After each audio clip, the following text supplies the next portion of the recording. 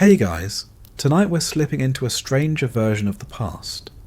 A time when America was officially dry, but nobody was actually sober. A time when doctors prescribed cocaine for colds, morphine for coughs, and heroin for children's teeth aches. The 1920s weren't just jazz and flappers and bootleg whiskey. They were pharmacies doubling as street corners, speakeasies hiding more than just gin, and a whole nation trying to medicate itself through prohibition. Before we dive in, take a second to get comfortable. Maybe dim your lights, turn on a fan for that soft hum, and let the noise of the day fade out. If you enjoy what I do here, you can always subscribe, but only if it feels right to you. And let me know in the comments where you're tuning in from and what time it is for you. It's always fun to see this sleepy little corner of the internet stretching across time zones. Alright, imagine you've just woken up in 1925 America. The newspapers are buzzing about gangsters and G-men. Your neighbour is probably brewing something suspicious in the basement, and every drugstore on the corner looks like a respectable shop, while quietly handing out bottles that could knock a horse sideways. The government wants a sober, moral nation, but the reality is people are sipping cough syrup laced with opiates, chewing cocaine-laced gum, and sneaking into back rooms for booze that tastes like paint thinner. It's not glamorous. It's not the Hollywood version with sequined dresses and smooth jazz drifting over champagne towers. It's messy, uncomfortable, and often dangerous. So settle in, because tonight we're going to walk through what it was really like to live in Prohibition America, when drugs were everywhere, and sobriety was mostly a suggestion. You open your eyes to the sound of a streetcar clattering past outside your window.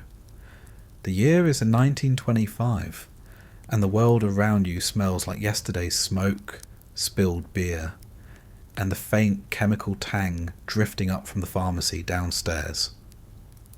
Your bed isn't much. The mattress sags in the middle like a hammock pretending to be respectable, and the springs underneath creak if you even think about moving. The sheet is thin, stained from too many nights of sweat and cigarettes, and you're wrapped in a wool blanket that hasn't been washed since before the war. It smells faintly of mothballs and the hair oil your cousin spilled when he borrowed it last winter. The first thing you notice, though, isn't the smell or the sagging mattress. It's your mouth. Dry, pasty like cotton stuffed with ash. The bitter taste of whatever you drank last night still lingers, clinging to your tongue. Maybe it was gin from a speakeasy. So sharp it felt like drinking gasoline. Maybe it was cough syrup, thick with codeine, that someone swore would take the edge off. Either way, your head throbs in rhythm with the streetcar wheels, and every thump is a reminder that this is what waking up in 1925 feels like. Your room is small, barely bigger than a closet, with wallpaper that was fashionable 20 years ago, but now curls at the edges like it's trying to escape. A single bare bulb dangles from the ceiling, but it's not on. Electricity isn't reliable here, and half the time the building owner claims the fuse blew, when really he just doesn't want to pay the bill. You squint in the morning light, filtering through the window. The window is generous. It's a rectangle of glass smudged with soot from the coal smoke that rolls through the city every day. The glass rattles whenever a truck goes by, and it's so thin that in winter frost blooms on the inside. There's no privacy. You can hear the neighbour's radio playing faintly through the wall, some tinny jazz number that skips when the needle hits a scratch. Downstairs, a couple argues in a mix of English and Italian about money, Or maybe about whether the milkman shorted them again.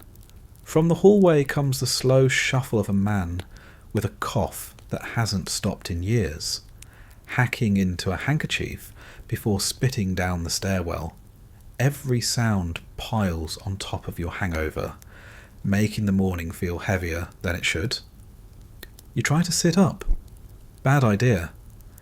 Your stomach lurches in protest, threatening to throw up whatever sad mixture of bread and bathtub gin you managed to choke down last night. You breathe slowly, hoping it passes. The floor beside your bed is littered with yesterday's shoes, an empty bottle of patent medicine that promised invigorating relief, and a crushed pack of Lucky Strikes. The bottle still has a drop or two in it, syrupy and dark, but you know better than to taste it now. It's probably more opium than anything resembling medicine. At 25, you already feel older than your years. The city grinds people down quickly. Work, when you can find it, is long and dull, often in a factory that smells like grease and burns your lungs with dust. Nights are supposed to be the reward, but they're not much easier. The law says alcohol is banned, but everyone knows where to get it. You just have to know the right knock, the right door, or the right pharmacist willing to look the other way. Doctors hand out prescriptions like candy, drugstores sell bottles of codeine cough syrup to anyone with the money. And if you can't afford that, there's always some tonic mixed with cocaine and labelled as restorative elixir. You rub your temples, trying to push the pain away, but the headache isn't going anywhere. It's not just from the alcohol. It's the constant smoke in the air, the lack of real food, the exhaustion from another night of pretending you're fine. Last night, you remember sitting in a dim room, music crackling from a phonograph, sharing a flask with a man who swore he got it straight from Canada. It tasted like rubbing alcohol filtered through old socks, but you drank it anyway because what else are you going to do? Water isn't safe, milk spoils too fast, and soda fountains only help for a few minutes before the sugar makes you feel sick. The smell of fried food drifts in from the street below. Someone's making breakfast. Bacon, eggs, maybe pancakes if they can afford the flour. Your stomach growls, but you know the reality. Breakfast for you is more likely yesterday's bread, hard enough to chip a tooth, dipped in coffee so bitter it tastes burnt even when it's fresh. If you're lucky, there's a splash of condensed milk to cut the taste. If not, it's black. And you sip it slowly, pretending it's enough to clear the fog in your head. You glance at the bottle on the floor again. The label promises soothing relief for coughs, colds, nerves, and sleeplessness. You know what that means? Opiates. Everyone knows. Kids know. Mothers buy it for teething babies, and old men use it when their joints ache. The government talks about morality and health, but the drugstores stay stocked because people want relief, any kind of relief from the grind of daily life. And you're one of them. The city outside is already alive. Cars honk as they fight for space with horse-drawn carts. Vendors shout about fresh fruit that's not fresh at all. Kids run barefoot across the cobblestones, their laughter mixing with the hiss of steam escaping from a manhole cover. The air is thick with smoke from a dozen factories, the smell of oil, and the sweet but sour tang of someone brewing alcohol in a hidden back room. You can almost taste the yeast in the air. Your clothes hang from a hook on the wall, still smelling faintly of sweat, tobacco, and spilled liquor. There aren't many options. A shirt that's been washed so many times it's more threadbare than fabric. Trousers with a patch on the knee, and shoes that pinch your feet because the soles are worn thin. You pull them on anyway because you have to. Looking respectable matters, even if everyone knows half the men on this street start their day with a nip from a hidden flask. The headache refuses to leave, so you shuffle to the corner of the room where a glass sits with yesterday's water. You stare at it, cloudy and uninviting, then pour it out the window. You know better than to trust tap water here. Last time you tried, you spent 2 days doubled over, sweating and shaking, sure you were going to die. Better to go downstairs and buy another tonic, even if it's loaded with ingredients the label doesn't mention. Better to risk codeine or morphine than cholera. That's just how things are. The thought crosses your mind. Maybe you'll stop at the soda fountain instead. A Coca-Cola, cold and fizzy, would settle your stomach. And yes, everyone knows it used to be laced with cocaine, but even now it's still got enough kick to make your nerves stop jangling. Or maybe Dr. Pepper or Moxie, something sugary enough to drown out the taste of last night's gin. The irony isn't lost on you. Alcohol is banned by law, but drugs slip through in medicine bottles, cough syrups, and sodas sold over the counter. The day feels heavy already, and you haven't even left the room. Your head pounds, your body aches, and your stomach grumbles, but you push yourself up and head for the door. The hallway smells like boiled cabbage and damp plaster, and the floorboards groan with every step. On the stairwell, a man sits with his eyes half shut, a small bottle dangling from his fingers. You know what it is. Laudanum. Opium dissolved in alcohol. He takes it for the pain, or for the dreams, or just because it's cheaper than a doctor. Nobody asks. Everyone minds their own business, because the line between medicine and vice is so thin that nobody wants it drawn too close to home. Outside, the city roars.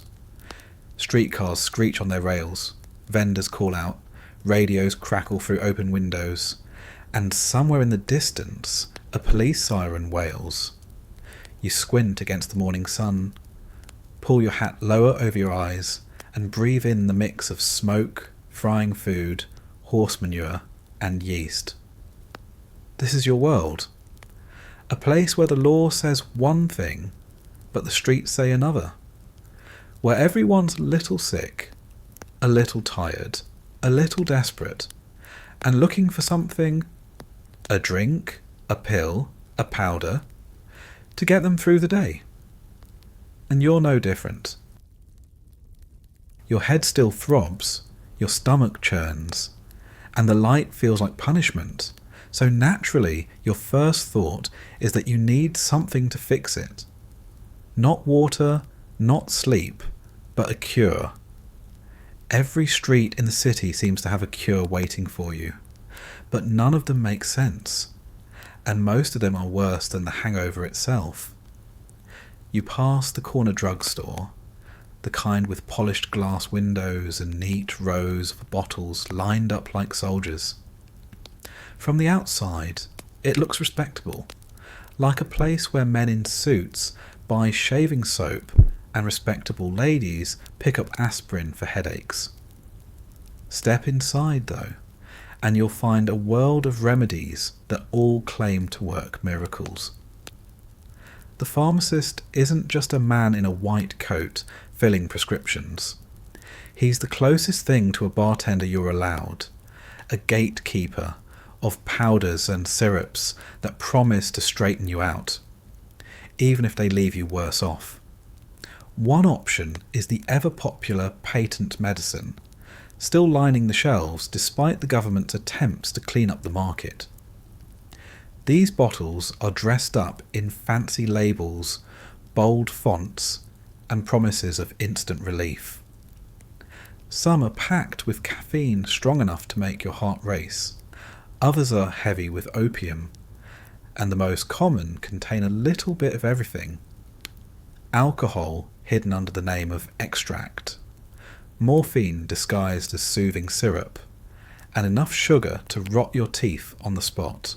You grab one, unscrew the cap, and the smell alone tells you you're in for a long day. It's bitter, chemical, and sticky sweet, like molasses boiled with gasoline. You choke it down anyway. That's what everyone does. The promise of relief is stronger than the taste. The syrup coats your throat, numbs the edge of your headache, and lulls you into thinking it's working. But within an hour, your stomach is in knots, your tongue feels thick, and the dull ache in your head is now joined by a jittery pounding in your chest. The cure hasn't fixed you. It's just changed the shape of your suffering.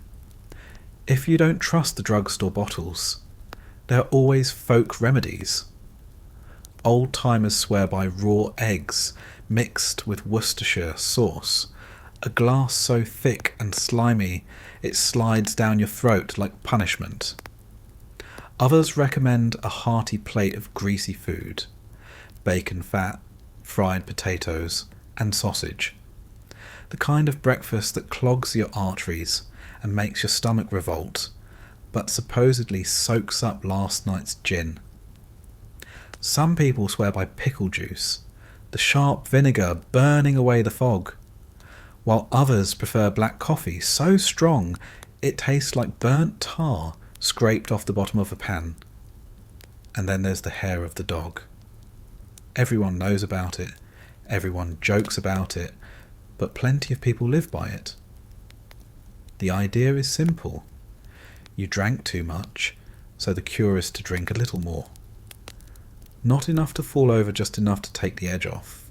Of course, in 1925, that means finding the right door to knock on, the right speakeasy to slip into, or the right friend willing to pour from a bottle he swears came from a Canadian distillery. You take a sip, and yes, the pounding dulls. The nausea fades a little, but you're not cured. You're just back at the starting line, postponing the inevitable. For those who want something a little more scientific, the newspapers are full of advertisements. Pills that claim to fortify the nerves, powders to restore vitality, and tonics for fatigue of the modern age. Most are just caffeine in a fancy wrapper, sometimes spiked with strychnine in small doses, which is exactly as bad as it sounds. You swallow one, wait for the promised relief, and end up sweating, shaking, and convinced that your heart might give out before lunch. But the ad said it was safe. The ad said it was modern. So you tell yourself it must be progress, even while your body begs to differ. Doctors, if you can afford them, don't help much either. Some still recommend morphine for hangovers, a cure that might work in the moment, but comes with a chain you'll never break.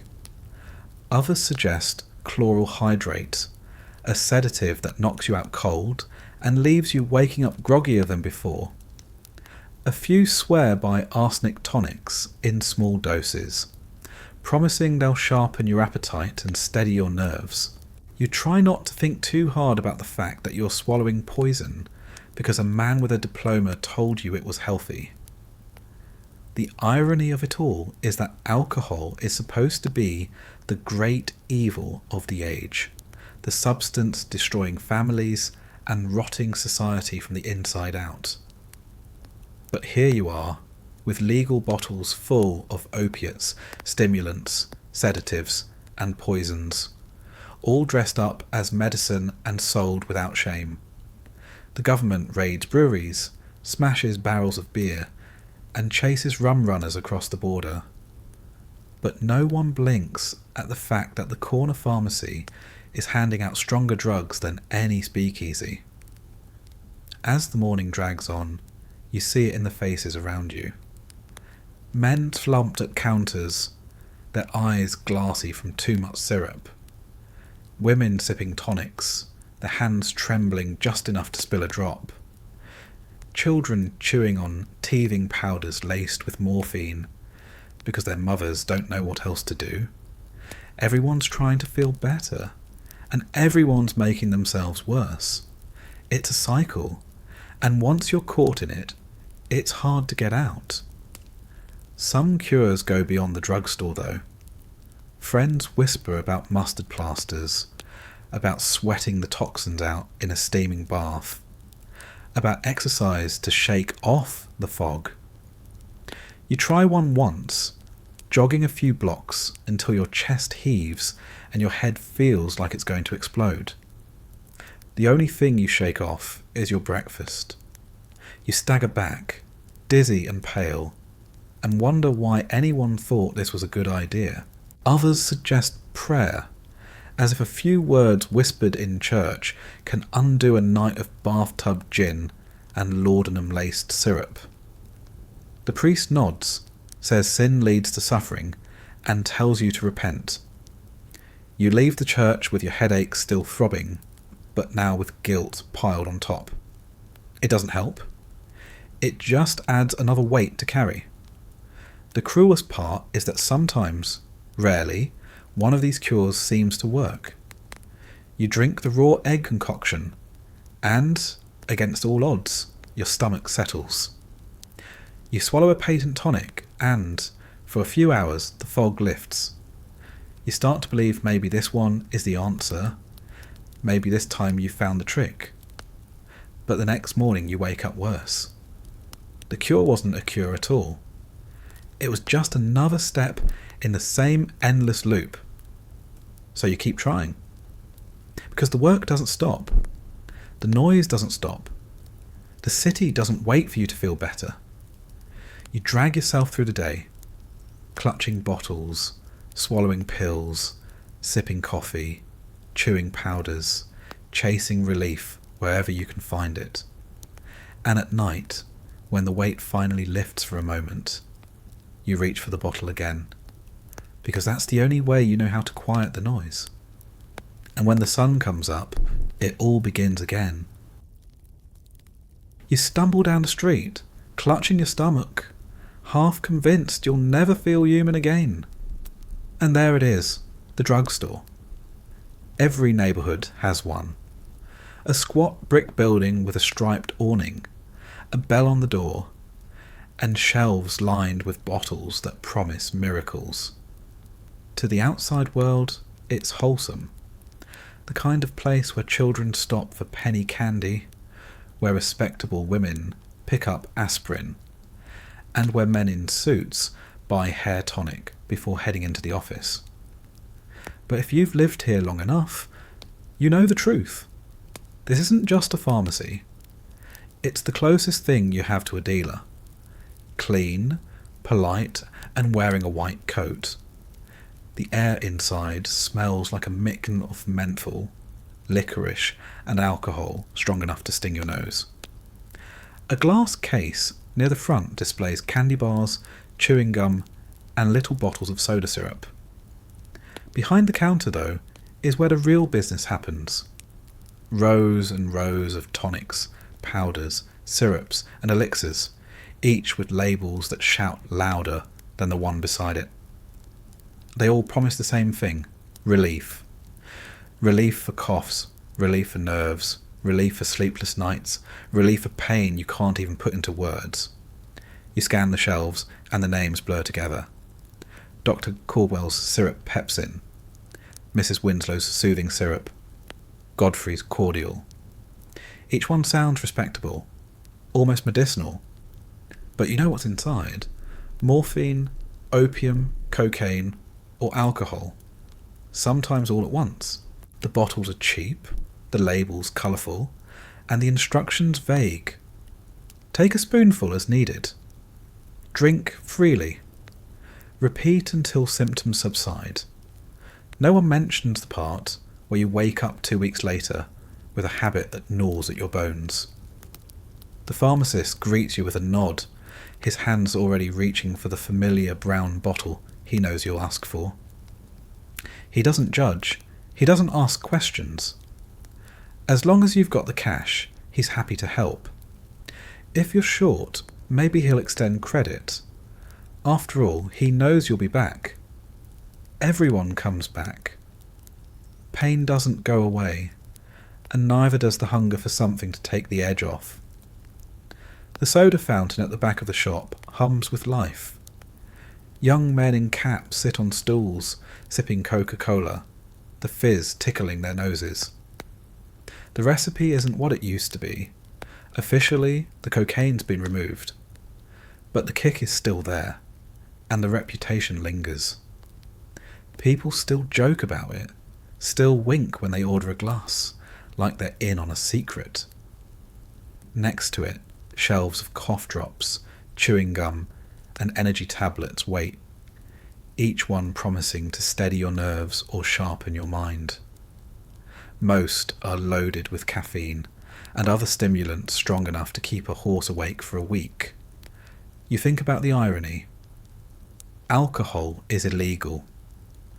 The government sends men with sledgehammers to smash barrels of beer, raids warehouses, and pours whiskey into the streets. But here, in broad daylight, anyone can walk in and buy a bottle of codeine cough syrup or a vial of cocaine toothache drops. No secret knocks, no passwords, no risk of arrest. Just cash across the counter and a polite smile. If that isn't dealing, what is? A mother comes in, her toddler tugging at her skirt, crying with the kind of tired wail that sets your teeth on edge. She asks for soothing syrup, the kind that helps babies sleep. The pharmacist hands it over, no hesitation. She thanks him, relieved, and carries her child out, not realizing she just bought a bottle laced with morphine. It'll quiet the crying, sure, but it'll also slow the baby's breathing, weaken the tiny body, and maybe do worse if she isn't careful. But who's going to tell her that? The label says safe, the pharmacist says nothing, and she just wants a few hours of quiet.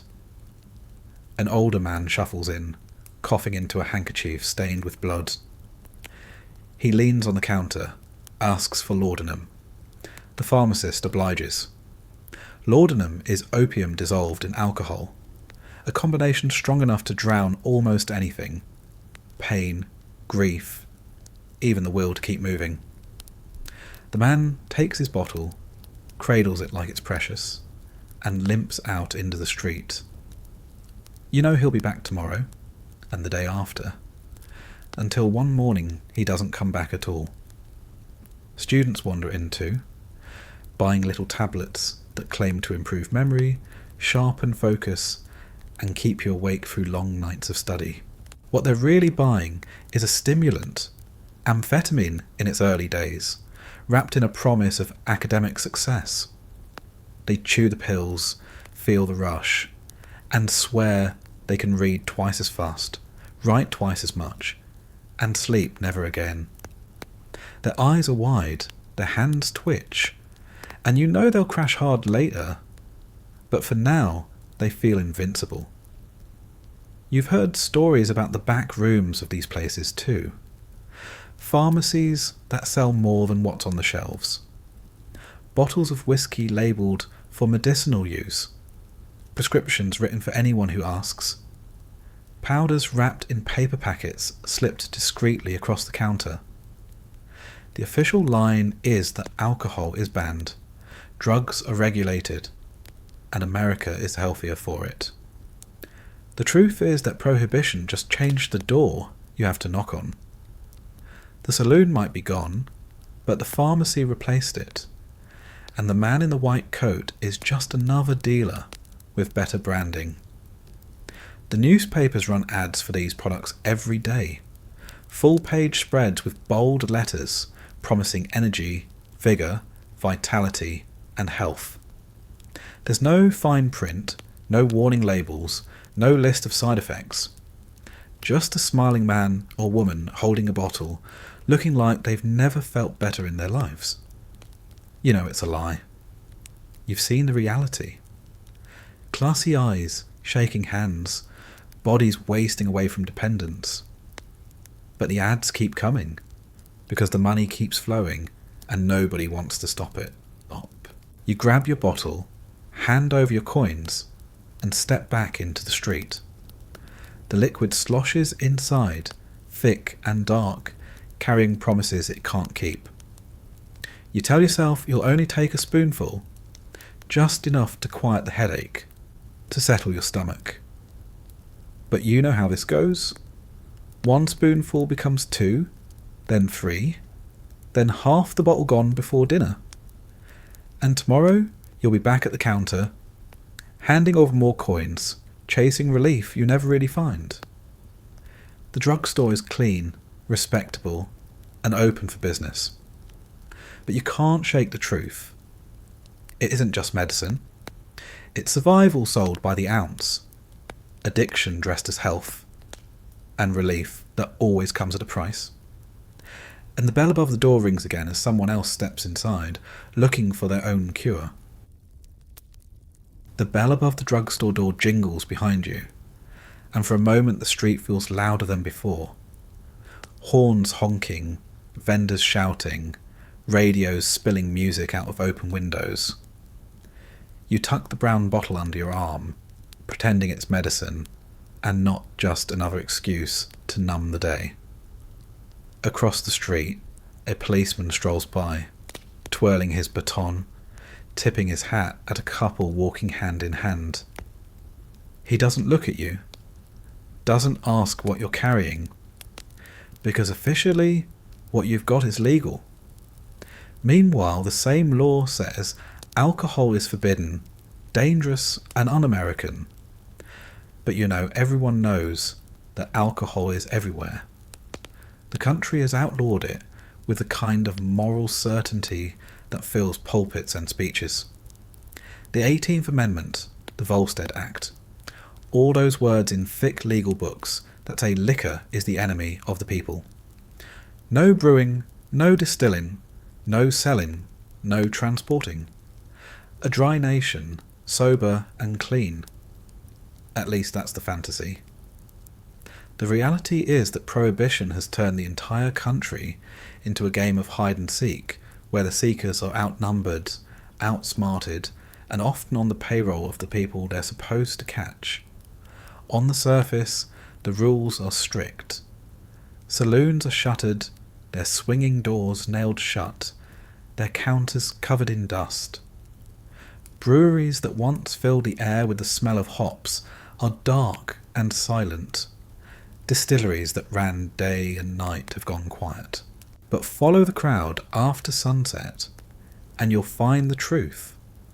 Knock 3 times on a basement door, slip a coin into the right hand, mutter the password, and you're inside a speakeasy. The music is loud, the lights low, the tables crowded with men and women who are supposed to be sober, but are very much not. Glasses clink, bottles are passed, and the air smells like smoke, perfume, and liquor sharp enough to burn your throat. It isn't just the hidden clubs either. Pharmacies hand out prescriptions for whiskey with the same ease they sell cough syrup. Doctors write them for medicinal purposes, a catch-all phrase broad enough to cover anything from a stiff back to a bad mood. You walk into a drugstore, slide the paper across the counter, and walk out with a bottle labelled as medicine, but filled with the same stuff people drank before Prohibition. The label makes it legal. The bribe makes it possible. Everyone smiles and pretends it's healthcare. Churches get in on it too. Wine for communion, after all, can't be banned without angering the faithful. So congregations keep drinking, and some of that sacred wine finds its way into less holy glasses. Clergymen become unlikely suppliers, handing out bottles under the cover of faith. You sit in a pew, listen to the sermon, and wonder how much of the collection plate goes toward paying for another shipment. If you're wealthy, you don't worry much. The law has loopholes wide enough to drive a truck through, and money buys protection. Your private club still stocks champagne, your dinner parties pour brandy, and your cellar holds enough aged scotch to last until the law changes. Politicians, businessmen, even the very men who wrote the laws find ways to keep their glasses full. They sip in quiet dining rooms, laugh over cigars, and talk about morality while the liquor warms their throats. For the poor, it's different. What you get isn't fine wine or aged whiskey. It's rot-gut gin brewed in a bathtub, moonshine cooked in the woods, or industrial alcohol stolen, redistilled, and sold cheap. It smells like paint thinner and tastes like fire, but it's all you can afford. One glass might steady your nerves, or it might send you to the hospital blind, your stomach twisted from poison. You drink it anyway, because the choice isn't between good and bad, it's between something and nothing. The government knows. They know the speakeasies exist. They know the pharmacies are loopholes. They know people are drinking more than ever. And their answer is to crack down harder. Raids, arrests, barrels smashed in the street while reporters take photographs. Federal agents storm into clubs, line people up against the wall, pour bottles into the gutter. And yet, by the next night, the same clubs are open again. The same bottles are flowing. The same people are laughing over their glasses. The law is firm on paper and flimsy in practice. Some agents do their jobs with zeal, smashing stills and dragging bootleggers to jail. Others take bribes, look the other way, and enjoy their cut of the profits. Corruption spreads faster than temperance ever did. Everyone has a price, and the bootleggers know it. Money changes hands, and suddenly the law doesn't matter. The strangest part is that, for all the speeches about morality, drinking becomes more glamorous than ever. Before Prohibition, saloons were mostly grimy men's clubs, smoky rooms with sawdust on the floor and cheap beer on tap. Now, drinking means jazz, dancing, flappers in sequined dresses, and men in sharp suits. It means rebellion, style and fun. The law meant to kill drinking only made it more tempting, more fashionable. You don't just drink, you drink in defiance. Out in the countryside, the story plays differently. Moonshiners set up stills deep in the woods, copper coils steaming in the night. The smell of corn mash lingers in the air. The sound of running water masks the bubbling pots. They haul jars of white lightning down dirt roads, dodge federal agents, and sell it cheap in town. It's strong, rough, and sometimes deadly, but it keeps money in pockets that would otherwise be empty. Families depend on it, neighbours protect it, and lawmen risk their lives trying to shut it down. The cities hum with another kind of industry. Smugglers run liquor across the Canadian border. Boats slip past the Coast Guard with rum from the Caribbean, and trucks haul barrels hidden under crates of produce. The networks are vast, organised, and ruthless. What started as small-time operations grows into full-blown empires. Gangsters rise, names whispered with a mix of fear and admiration. Capone, Torrio, Rothstein. They aren't just criminals. They're businessmen, celebrities, and, in some neighbourhoods, heroes. And through it all, you stand on the street with your legal bottle of medicine under your arm, watching the contradictions play out. Alcohol is illegal, except when it isn't. You can't buy a beer at a bar, but you can buy whiskey with a prescription. You can't toast with champagne at a restaurant, but you can sip wine at church. The law says no, the loopholes say yes, and the people do what they've always done. They drink. You walk past a speakeasy entrance, nothing more than a plain door with a man leaning against the frame. He watches the street, nods at someone, steps aside to let them in. You hear the muffled thump of music from inside, the faint clink of glasses. The door closes and the street looks ordinary again. It's all ordinary if you don't look too close, but once you do, you see it everywhere. The law banning alcohol didn't erase it. It multiplied it, scattered it, hid it in plain sight. And as the day stretches on, you realise the same contradictions apply to everything around you. The country says it wants order, purity, and health. But the streets are filled with loopholes, corruption, and addiction, and no one seems ready to stop. The pharmacy door swings open again, and a man in a press suit walks out with a small white envelope tucked into his breast pocket. He doesn't look guilty, doesn't glance over his shoulder. Why would he? What he's carrying is perfectly legal. Inside the envelope is a doctor's note, neatly written, stamped, and signed. To anyone else, it looks like a prescription for medicine, but what it really is a golden ticket. With that slip of paper, he can walk into the same drugstore you just left and pick up whiskey, cocaine tablets, morphine syrup, or whatever else his nerves supposedly require. The law says alcohol is banned, but medicine is allowed, and medicine is a very flexible word. Doctors in 1925 are less like gatekeepers and more like vending machines with fountain pens. You tell them your back aches, they write you a note. You say you can't sleep, you walk out with laudanum.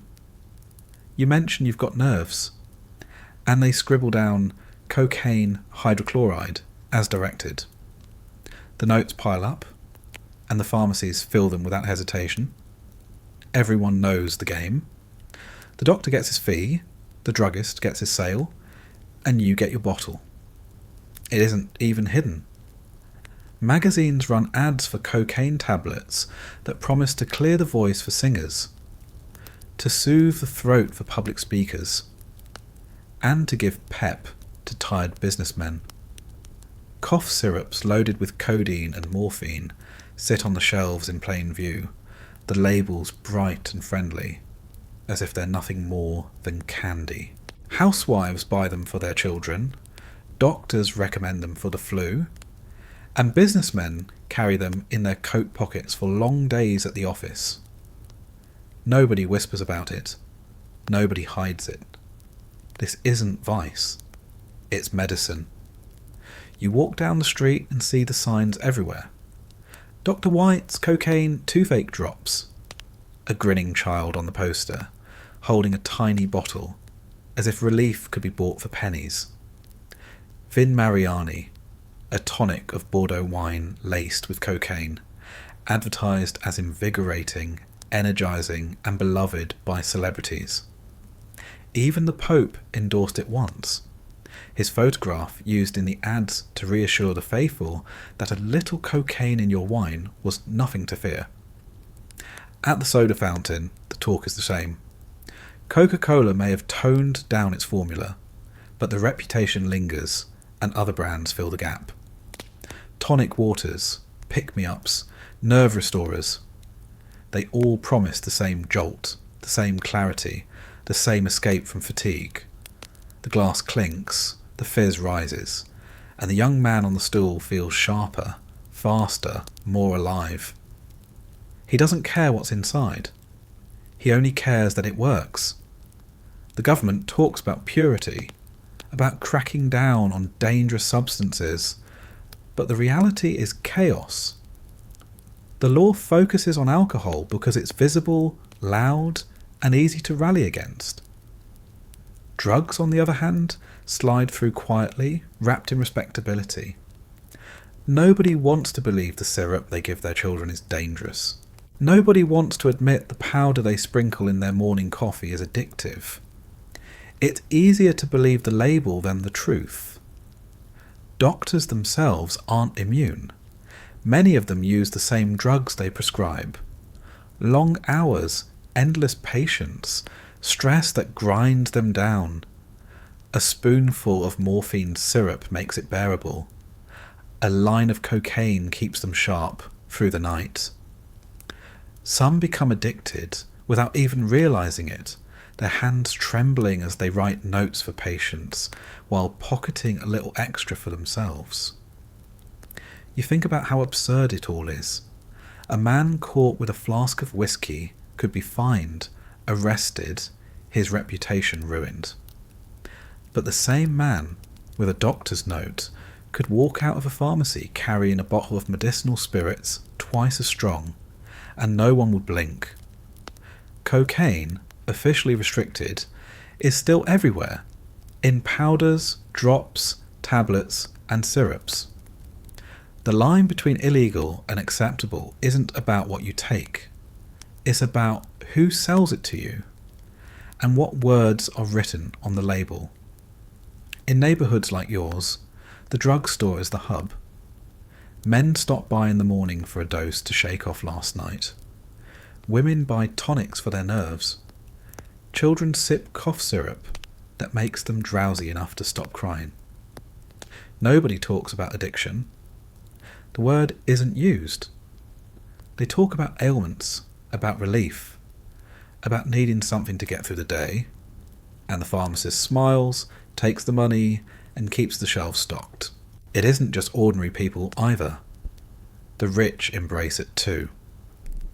Hollywood stars are photographed with bottles of patent medicine, praising the energy it gives them. Jazz musicians pass around powders before stepping onto stage, their horns blazing faster, louder, sharper than before. Politicians stand at podiums, their voices clear, their eyes bright, thanks to the same powders hidden in their pockets. Everyone partakes, from the slums to the mansions, each pretending it's different when they do it. The truth is, it all blends together. The line between alcohol, cocaine, and cough syrup disappears when you see how people use them. It isn't about health. It's about escape. Escape from pain, from exhaustion, from boredom, from the weight of a world that promises prosperity but delivers struggle. A spoonful of syrup, a sip of wine laced with powder, a bottle labelled for medicinal use only. It doesn't matter which you choose. The effect is the same. You forget for a little while how hard it all is. You watch a man on the corner pull a small bottle from his coat. He unscrews the cap, takes a swig, and wipes his mouth with the back of his hand. He sighs in relief, tucks it away, and straightens his shoulders before walking into the office building. He looks better, sharper, more confident. But you know he'll be back on the corner by noon, his hands trembling, his eyes dull, looking for another sip. The relief never lasts. It just teases, promises, and demands more.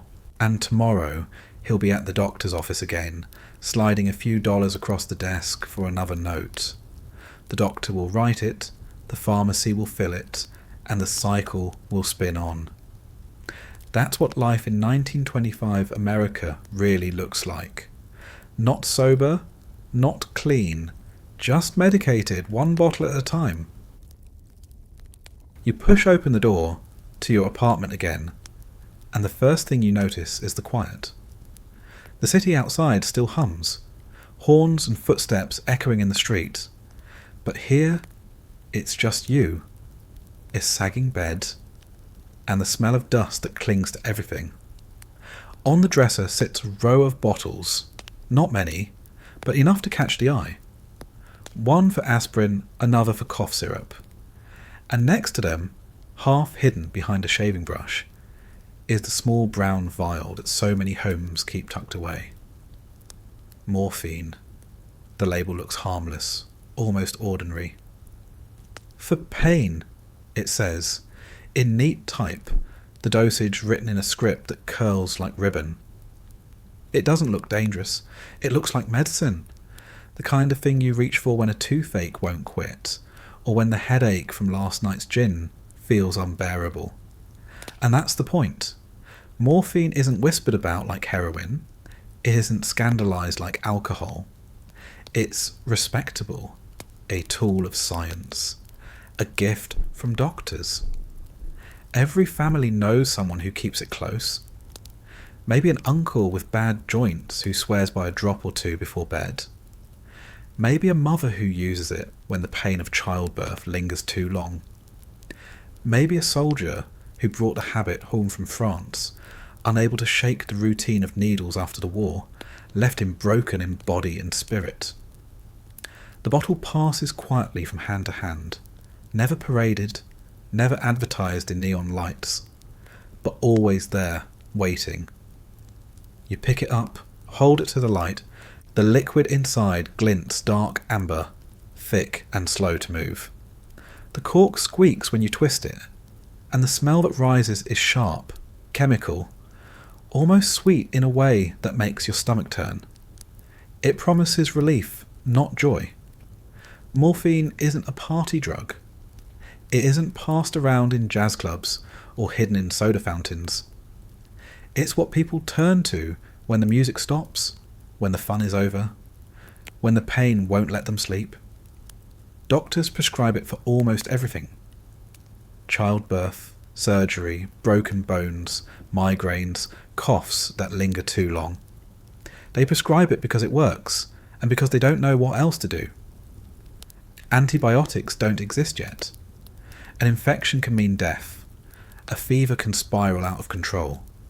And sometimes the only thing left to offer is comfort.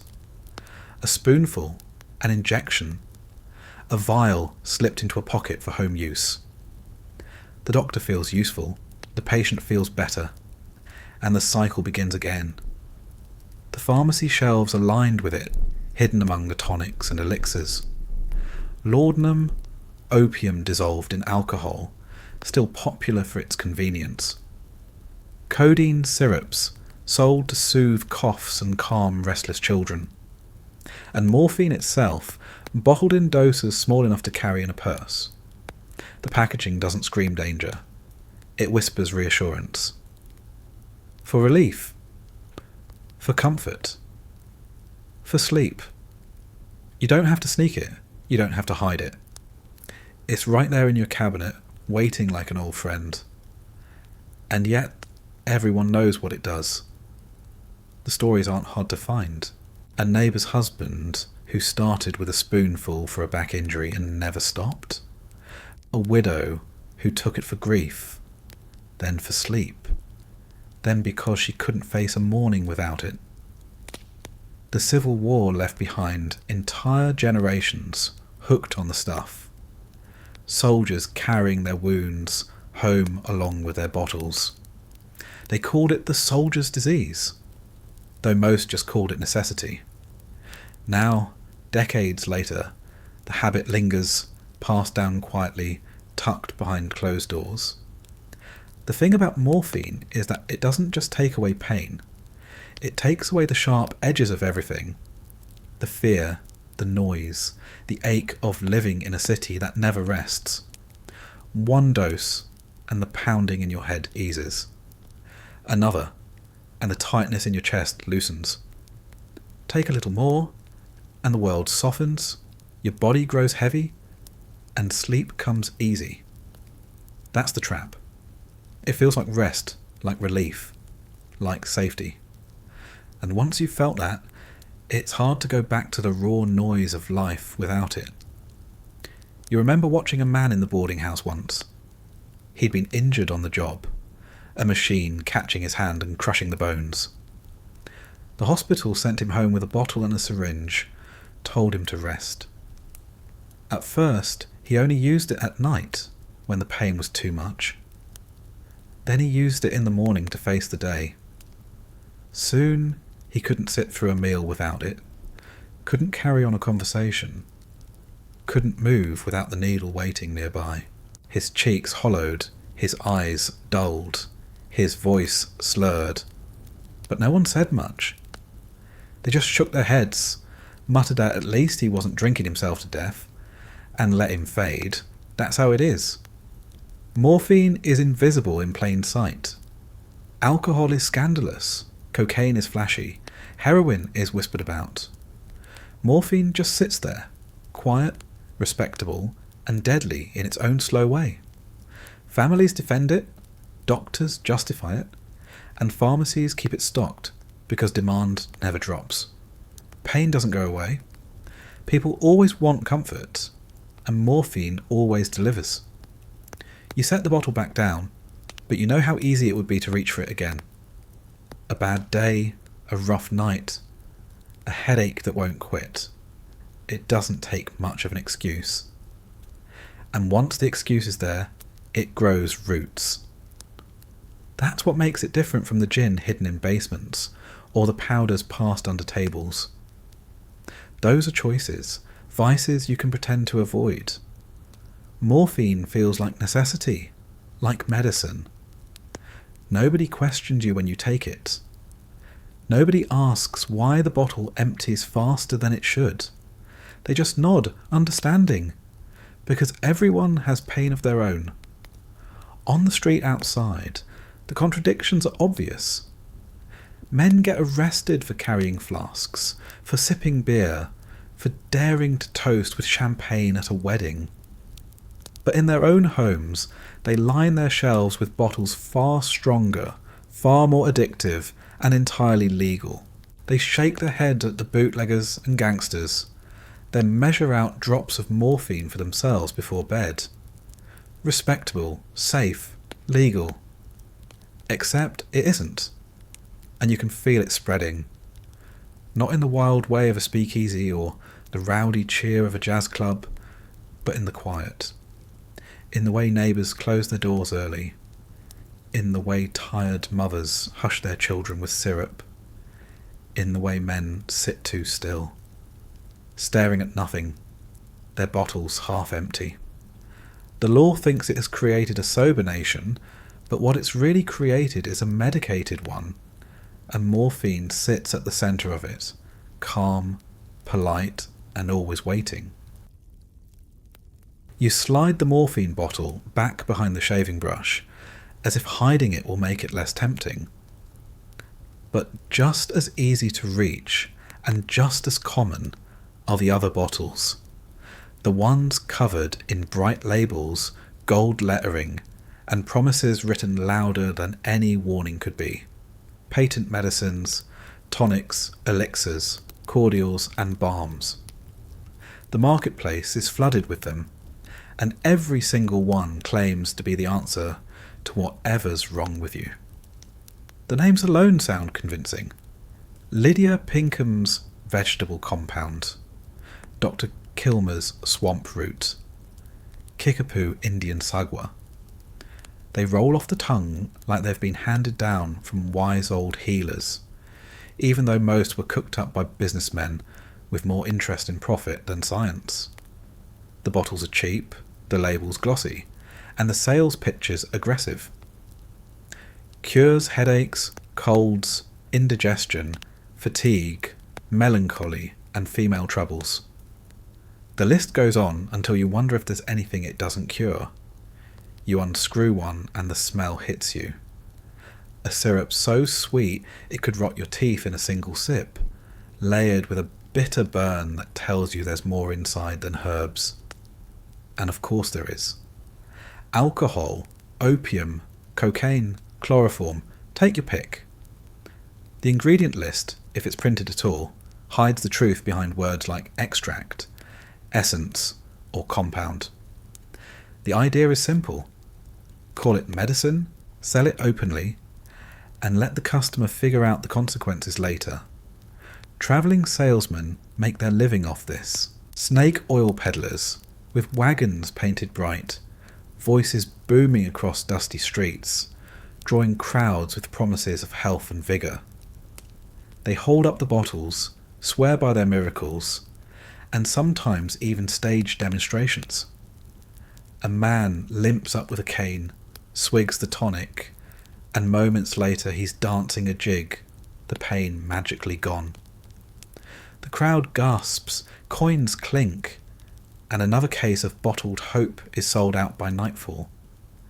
Nobody notices that the man with the cane is part of the act, or that the only thing the tonic truly cured was sobriety. In cities, the show is more refined, but no less fraudulent. Newspaper ads fill entire pages, promising cures for nervous exhaustion, for weak kidneys, for female weakness. The testimonials are printed in neat columns, letters from grateful customers who supposedly found salvation in a spoonful. A mother writes that her child's cough vanished overnight. A factory worker claims his strength returned. A housewife says her nerves steadied, and her husband swears by the same. The names are fake, the stories invented, but the bottles keep flying off the shelves. The truth is, people want to believe. Life in 1925 is hard, and real medicine has limits. Doctors can't do much for infections, they can't stop chronic pain, they can't ease grief or exhaustion. Patent tonics step in to fill the void. They offer comfort where science fails, and for a few cents a bottle, who wouldn't take the chance? Even if deep down you know it's just sugar water laced with enough alcohol to make you forget, the hope itself is worth paying for. You've seen it everywhere. A mother pouring syrup into a spoon for her feverish child. A factory worker knocking back a gulp before his shift. A tired man slumped at the kitchen table, his hand shaking as he lifts the bottle again, muttering that it helps him sleep. They're not fools. They know it doesn't cure them. But when you're desperate, even temporary relief feels like salvation. Some tonics aren't even subtle. They brag about their ingredients. Vin Mariani, for example, made no secret of its cocaine content. In fact, that was the selling point. Drink it and you'll feel energized, alert, unstoppable. Famous writers, politicians, even the Pope endorsed it. Posters showed glowing faces, bright eyes, smiles that hinted at vigour and confidence. Nobody called it addiction. They called it vitality. Others leaned on mystery. Ancient Chinese formula, Native American remedy, secret herbs of the Orient. The exotic promise sold just as well as the chemical kick. Never mind that most of these so-called formulas were invented in warehouses with barrels of grain alcohol and cheap flavourings. The label was the magic. People didn't buy the bottle, they bought the story. Pharmacists stocked them by the dozen, lining shelves with every brand that came through town. Competition was fierce, so the labels grew flashier, the promises bolder. One claimed to cure tuberculosis, another to restore virility, another to extend life itself. By the time you finished reading the claims, you almost forgot you were sick at all. You just felt hopeful, and that was enough to open your wallet. Even in respectable homes, the bottle sat proudly on display. No shame, no secrecy. Visitors saw them on the shelf and nodded in recognition, maybe even asked for a sip. Unlike alcohol, these bottles didn't carry stigma. They were medicine, or at least something close enough to pass. You could drink a glass at dinner, pour some for your children, even recommend it to friends. Nobody would call you a drunk. They'd call you sensible, modern, forward-thinking. And that's what made it so dangerous. You didn't realise when the spoonfuls turned into gulps, when the occasional dose became a daily ritual. The line between treatment and dependence blurred until it disappeared altogether. By the time you noticed, the bottle was already part of your life, as normal as bread on the table or soap by the sink. You think about the irony again. Alcohol is outlawed, demonised, smashed in barrels and poured into gutters. But here sits the same thing, sweeter, bottled with fancier labels, sold legally and praised in ads. Sometimes it feels like the only real difference between a tonic and a bootleg bottle of gin is the font on the label. You remember watching a man at the market one afternoon. He staggered up to a booth selling tonics, his hands trembling, his eyes sunken. He slapped a coin on the table, grabbed a bottle, and drank it right there, in front of everyone. No one said a word. If it had been whiskey, someone might have called a cop, or at least frowned in disapproval. But this was medicine, so they just nodded and stepped aside. He wiped his mouth, sighed, and walked away, steadier than before. Respectable suffering, bottled and sold. The government has tried to rein it in, passing laws to force ingredient lists onto labels, cracking down on the worst frauds. But enforcement is thin, and the demand never slows. People want hope in a bottle, and as long as they want it, someone will sell it. It doesn't matter if the label lies, if the cure is worse than the disease, if the relief is temporary at best. The trade keeps going, because desperation doesn't read fine print. You can still hear the sales pitches, whether from the lips of a street peddler or the bold print of an ad. Restores vitality, brings restful sleep, guaranteed cure. The words echo louder than the warnings, louder than the doubts. You know better, but you also know that when the pain comes, when the exhaustion drags you down, when the nights stretch too long, you'll reach for the bottle too, and the shelves will always be stocked. The shelves of the drugstore don't just hold bottles for tired workers and restless mothers. They hold something smaller, sweeter, with labels designed to catch the eye of families. Bright colours, friendly fonts, promises of comfort for the little ones. You look closer, and you realise the absurd truth. Many of these bottles are made for children. Not candy, not vitamins, but drugs. Strong ones. Take Bayer, the German company that made its name selling aspirin. Before the war, they proudly sold another product too. Heroin. Not hidden, not disguised, but printed right on the label in bold letters. Bottles of heroin cough syrup, vials of heroin tablets, powders to dissolve in water. They advertised it as safe for children, gentle enough for toddlers, the perfect solution for coughs, colds and sore throats. Mothers were told it was modern medicine. Doctors prescribed it without hesitation. Children swallowed spoonfuls, coughed less, and drifted into sleep. Everyone thought it was progress. The idea was simple. Kids get sick often. Colds linger, fevers rise, coughs keep the whole family awake.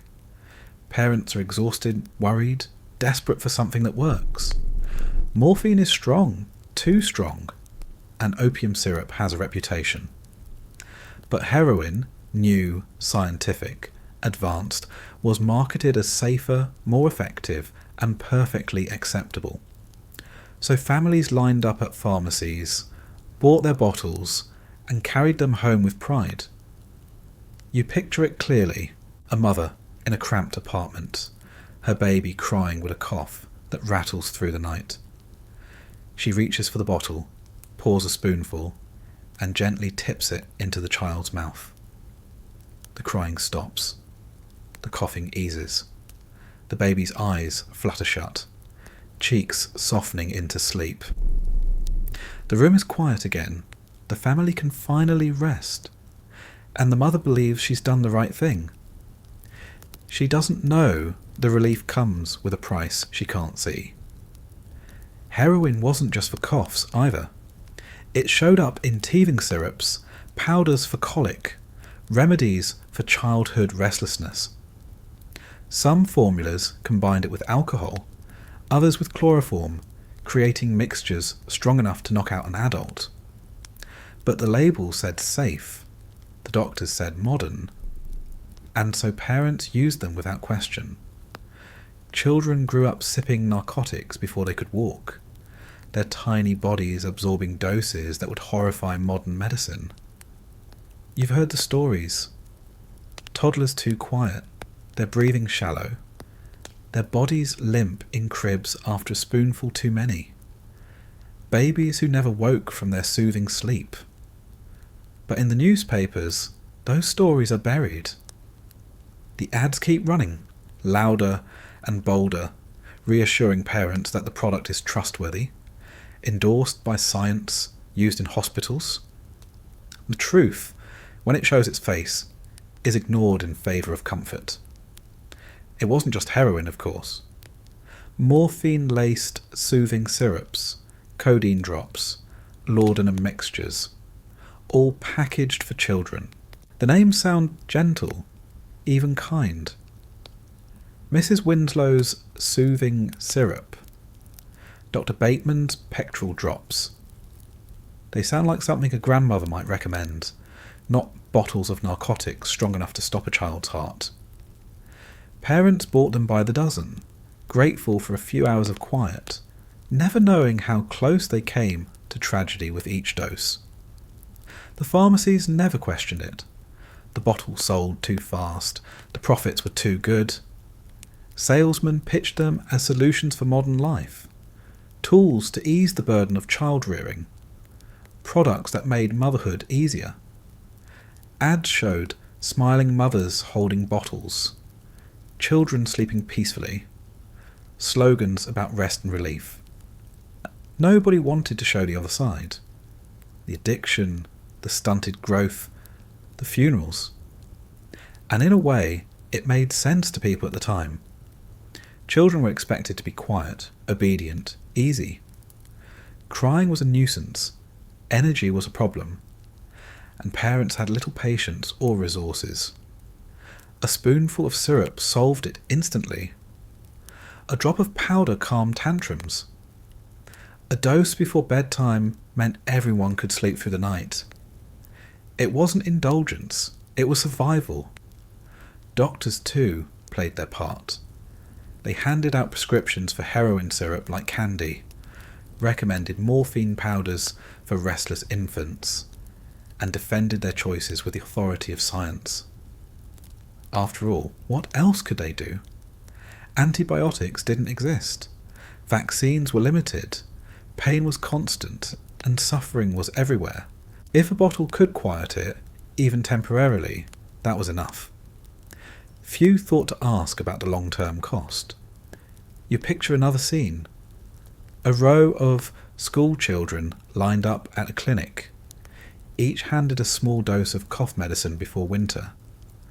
The nurse smiles, the children swallow, the coughs ease, and the teachers are grateful for a quieter classroom. Nobody notices the drowsy eyes, the slowed speech, the dependence quietly forming. It's just medicine, just part of life. Heroin eventually lost its shine, of course. Reports trickled in of children failing to recover, of adults unable to stop using, of dependence so strong it hollowed out entire lives. The word addiction began to creep into medical journals, whispered warnings spreading slowly through the profession. But by then, the bottles had already done their work. Families had trusted them for years, and entire generations had grown up with narcotics disguised as medicine. You can still find the bottles in people's homes, tucked away in cabinets, half full from years ago. The labels faded, the corks dry, but the content's still dangerous. They sit alongside the morphine vials, the codeine syrups, the patent tonics, reminders of a time when science and salesmanship blurred into something deadly. Parents don't talk about it, doctors gloss over it, and children grow up never knowing how close they came to disaster with each spoonful. And it makes you wonder, how many people today owe their quiet childhoods not to discipline, not to comfort, but to narcotics? How many nights of peace were bought with drops of heroin disguised as medicine? How many lives ended before they began, buried under the weight of a product sold with a smile and a promise? The bottles remain, the advertisements echo, and the pharmacies never stop selling. Because pain doesn't wait, desperation doesn't question, and bottled hope, even for children, always finds a buyer. The street changes after sundown. The daytime noise of vendors and clattering carts gives way to a different kind of hum. Low laughter spilling from alleyways, brass horns warming up behind closed doors, and the shuffle of shoes moving quickly toward places that officially don't exist. You follow the crowd, because in 1925, if you want to see where Prohibition really failed, you don't look at churches or pharmacies. You look at jazz clubs. On the outside, the building is nothing. A plain door on a narrow street may be marked by a lantern or a faded sign that looks like it hasn't been touched in years. No advertisements, no windows glowing with invitation. But stand close enough and you hear it, the muffled thump of a bass, the chatter of a saxophone, the rhythm that makes the walls vibrate. You knock. Or maybe you don't even have to. A man opens the door, gives you a quick glance and steps aside. Inside, the world shifts. The air is thick with smoke. Cigarettes dangle from lips, cigars glow in dark corners, and the haze blurs the room until the lights look softer than they really are. The music is loud, alive, impossible to ignore. Horns blare, drums snap, pianos rattle with energy that feels like it could keep the city awake until morning. Bodies crowd the floor, women in dresses sequined like fish scales, men in suits sharp enough to cut. They dance close, fast, sweaty, their movements as defiant as the liquor in their glasses. Because of course there's liquor, every table has it, bottles brought out from under the counter, poured into glasses that catch the light like jewels. The taste is rough. Gin that burns, whiskey sharp enough to strip paint, rum smuggled in on boats that barely outran the Coast Guard. But nobody cares. They drink it down between laughs, chase it with cigarettes, and call for more. Alcohol may be illegal, but here it's endless. And it's not just alcohol. In the back rooms, at the tables, tucked into cigarette cases, and little envelopes passed hand to hand, powders move just as freely. Cocaine is the favourite, white and sharp, lifted to nostrils with a quick, practised gesture. Jazz musicians take it before stepping on stage, their fingers flying faster, their horns brighter, their sets stretching longer than human stamina should allow. Dancers take it to keep moving, to push past exhaustion, to stay alive in the blur of lights and sound. Businessmen take it to match the energy of the night, to talk faster, laugh louder, spend more. Heroin is here too, though it's quieter, hidden in corners where the lights don't reach. A man slumps in a chair, his eyes half shut, his body heavy, drifting away from the noise even as it surrounds him. He isn't dancing, isn't laughing. He's somewhere else entirely, and nobody bothers him. They know what he's taken, and they know it could just as easily be them tomorrow. The band plays louder, faster, the rhythm building until it feels like the floor itself might collapse under the weight of so many feet. The music doesn't stop, because stopping means facing silence, and nobody here wants that. Silence would mean remembering the long hours at work, the bills waiting at home, the weight of prohibition pressing down during the day. The music, the liquor, the powder, it keeps the silence away, keeps the truth at bay. You sit at a table and watch it unfold.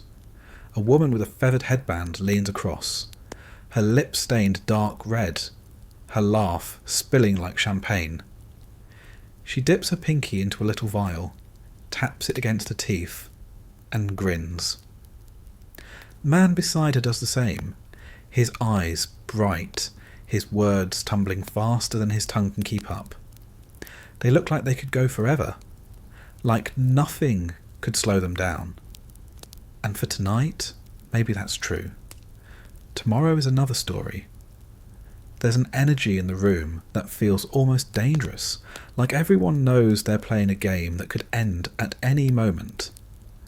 A police raid, a bad batch of gin, a heart that gives out after too many lines. But the danger is part of the thrill. Drinking in a saloon before Prohibition was just drinking. Drinking in a jazz club now is rebellion, adventure, defiance. Every sip is a middle finger to the law.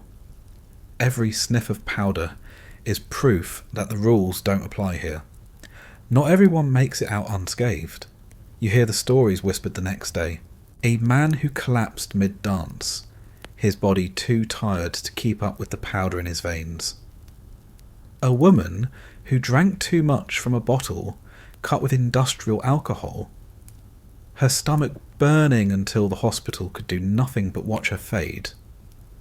A musician who played all night, his horn screaming until dawn, then disappeared into the alley and never woke up again. But those stories don't stop anyone. If anything, they add to the myth. To die in the club, in the music, in the rebellion, it almost sounds romantic. Almost. The truth is less glamorous. The powder leaves people hollow. The liquor leaves them sick. The music drowns out the quiet, but only for so long. You see it in the morning, when the streets are littered with broken glass and tired bodies. When the same dancers stumble home, with mascara smudged and shoes worn through.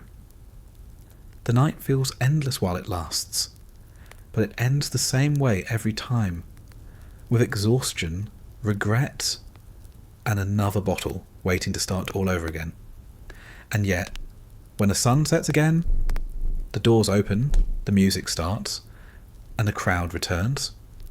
Because in 1925, the jazz club isn't just entertainment, it's escape. From the law, from the noise of morality, from the grind of daily life. It's a place where powdered nights stretch longer than they should, where everyone feels brighter than they are, where the world outside fades until all that matters is the rhythm, the glass in your hand, and the little envelope tucked into your pocket. And as you sit there, the horns blaring, the crowd roaring, the powder burning sharp in your nose, you realise the truth. Prohibition didn't make people sober. It just made the nights louder, faster, and far more dangerous. The music still echoes in your ears when you step back into the night air. The city feels quieter now, but only on the surface. You know the noise hasn't stopped. It's just moved behind closed doors. The jazz clubs with their pounding horns and powdered chaos are only one part of the story. The other part hides in plain sight, tucked behind restaurant kitchens, barber shops, and unmarked doors that most people pass by without a second glance. These are the speakeasies, and if you want to drink in 1925 America, this is where you end up. The entrance doesn't look like much. Maybe it's a basement door with peeling paint, or a stairwell leading down from the back of a delicatessen.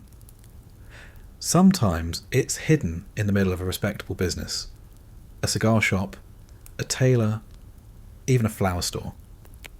You walk in like you're buying carnations, nod to the man at the counter, and he gestures toward the back. Push through a curtain, climb a narrow staircase, and suddenly the world changes. First thing you notice is the smell. Not flowers or cigars anymore, but alcohol, heavy and sharp, mixed with smoke, perfume, and the faint tang of sweat. It's the smell of defiance. The second thing you notice is the sound. Music drifting from a corner, softer than the blaring horns of the jazz club, but steady, insistent. A piano plinking out a rhythm, a singer crooning, glasses clinking against wooden tables. The room hums with conversation, laughter bubbling over the tension that everyone feels but pretends not to. The lights are low, shadows curling in the corners, and the crowd is thick. Men in suits, ties loosened, hats pushed back. Women in dresses cut shorter than their mothers would approve of, beads glinting, cigarettes burning in long holders. They lean close across tables, voices quick and conspiratorial, as if the whole room is in on the same joke. And maybe it is. The joke is the law itself. Out there, it's forbidden. In here, it's flowing. The bartender moves fast, pouring drinks from bottles that never seem to run dry. Whiskey, gin, rum, brandy, whatever the latest shipment brought in. The quality varies. Sometimes it's Canadian whiskey, smooth enough to almost taste legal. Sometimes it's bathtub gin, so sharp it makes your throat burn and your eyes water. Sometimes it's something worse, industrial alcohol redistilled to make it drinkable, though drinkable is generous. You sip, cough, and tell yourself it's fine, because the alternative is nothing. Getting in isn't always simple. Some speakeasies use passwords, whispered at the door, like lines from a play. Others rely on recognition, a nod, a face that's been seen before, a friend vouching for you. If you're unlucky, you knock on the wrong door, and the man inside stares at you until you back away. If you're lucky, you step into a room alive with music and liquor, and nobody asks questions. Either way, the thrill begins before the first drink. Just getting inside feels like victory. The risk is part of the attraction. Everyone knows raids happen. Federal agents storm in, batons swinging, bottles smashed, patrons lined against the wall. The newspaper photographers arrive just in time, snapping pictures of respectable men and women caught with glasses in their hands, reputations ruined in the morning headlines. But that doesn't stop anyone. If anything, it makes the drinks taste better. Every sip is proof that the law can be broken, that the government doesn't control your night. Some speakeasies are small, nothing more than a dim room with a few tables and a single musician banging out tunes on a piano missing half its keys. Others are grand, hidden palaces with mirrored walls, chandeliers, and orchestras playing until dawn. The bigger the operation, the deeper the corruption. Owners pay off police, politicians, and even federal agents to keep the doors open. Money changes hands in back rooms, envelopes passed quietly, promises exchanged. As long as the cash flows, the liquor flows too. You sit at a table and watch the crowd. A pair of young men in work clothes sip slowly, savouring their first legal-illegal drink of the week. At the next table, a wealthy couple laughs too loudly, the woman's pearls clattering as she throws her head back. Across the room, a group of businessmen huddle close, glasses full, voices low, cutting deals between toasts. The speakeasy isn't just about drinking. It's about networking, seduction, escape. It's where lines blur, where everyone from dock workers to city officials sits side by side, equalised by a bottle. The music builds as the night stretches on. A trumpet joins the piano, a drum taps out a rhythm, and soon the floor fills with dancers. The steps are fast, the moves sharp, the energy contagious. Women kick their legs, beads flashing, men spin them with reckless abandon. The band doesn't stop, because stopping would kill the mood, and the mood is everything. You feel it in your chest, the pulse of rebellion disguised as entertainment. Every drink tastes like risk. You never know if the liquor is genuine or poison, if the door will burst open mid-song, if tomorrow's paper will print your name under a headline about vice. But you drink anyway, because that's the point. Sobriety isn't what you came here for. You came for the hum of voices, the clatter of glasses, the beat of music, the heat of bodies pressed too close in a room that shouldn't exist. You came to feel alive in a time when the law insists you shouldn't. By midnight, the room is louder, hotter, more reckless. Men lean on the bar, slapping coins down for another round. Women laugh, their makeup smudged, their hair falling loose from its careful style. The bartender moves faster, bottles clattering, glasses spilling, hands never resting. The floor shakes with dancing feet, the music surges, and for a moment, the whole world is this room, this song, this glass in your hand. And then sometimes it ends. A shout at the door, boots on the stairs, the light snapping on too bright. Panic flares, glasses topple, the music dies mid-note. Agents rush in, shouting, swinging, knocking bottles to the ground. The smell of liquor floods the room as glass shatters, the floor sticky with wasted drink. Patrons scatter, some caught, some slipping out through hidden doors, some arrested, their names destined for tomorrow's headlines. It's chaos, messy and fast, but by morning the room will be cleaned, the tables reset, and the doors ready to open again. Because nothing, not even the law, can keep people away for long. You step back into the street hours later, your clothes smelling of smoke and spilled whiskey, your ears ringing with the last notes of music. The night feels cooler now, quieter, but the energy lingers. You know you'll be back. Everyone will. Because the speakeasy isn't just about drinking behind closed doors. It's about freedom, however brief, and the kind of defiance that turns a glass of bootleg gin into something more than liquor. It turns it into survival. By the time you leave the speakeasy, the streets have thinned out. The respectable part of the city is asleep, shutters drawn, radios silenced. What's left are the quiet figures who don't belong to either world, not the glimmer of jazz clubs or the safety of drugstore counters. They linger in the alleys, in the shadows under stairwells, in the half-lit corners where the street lamps buzz but don't shine enough. If the pharmacy is a dealer in a white coat, this is the dealer in a threadbare suit, his pockets bulging with packets, bottles and powders. The back alley pharmacy. You see it in the way people move. A man walks briskly down the sidewalk, slows as he reaches a corner, and without breaking stride, palms a small envelope from another man leaning against the brick wall. No words, no eye contact, just a transfer so smooth it could almost be innocent. A woman pauses in a doorway, pretending to adjust her stockings, and a hand slips her a tiny vial before disappearing back into the dark. These transactions happen every night, dozens of times, hidden in plain sight.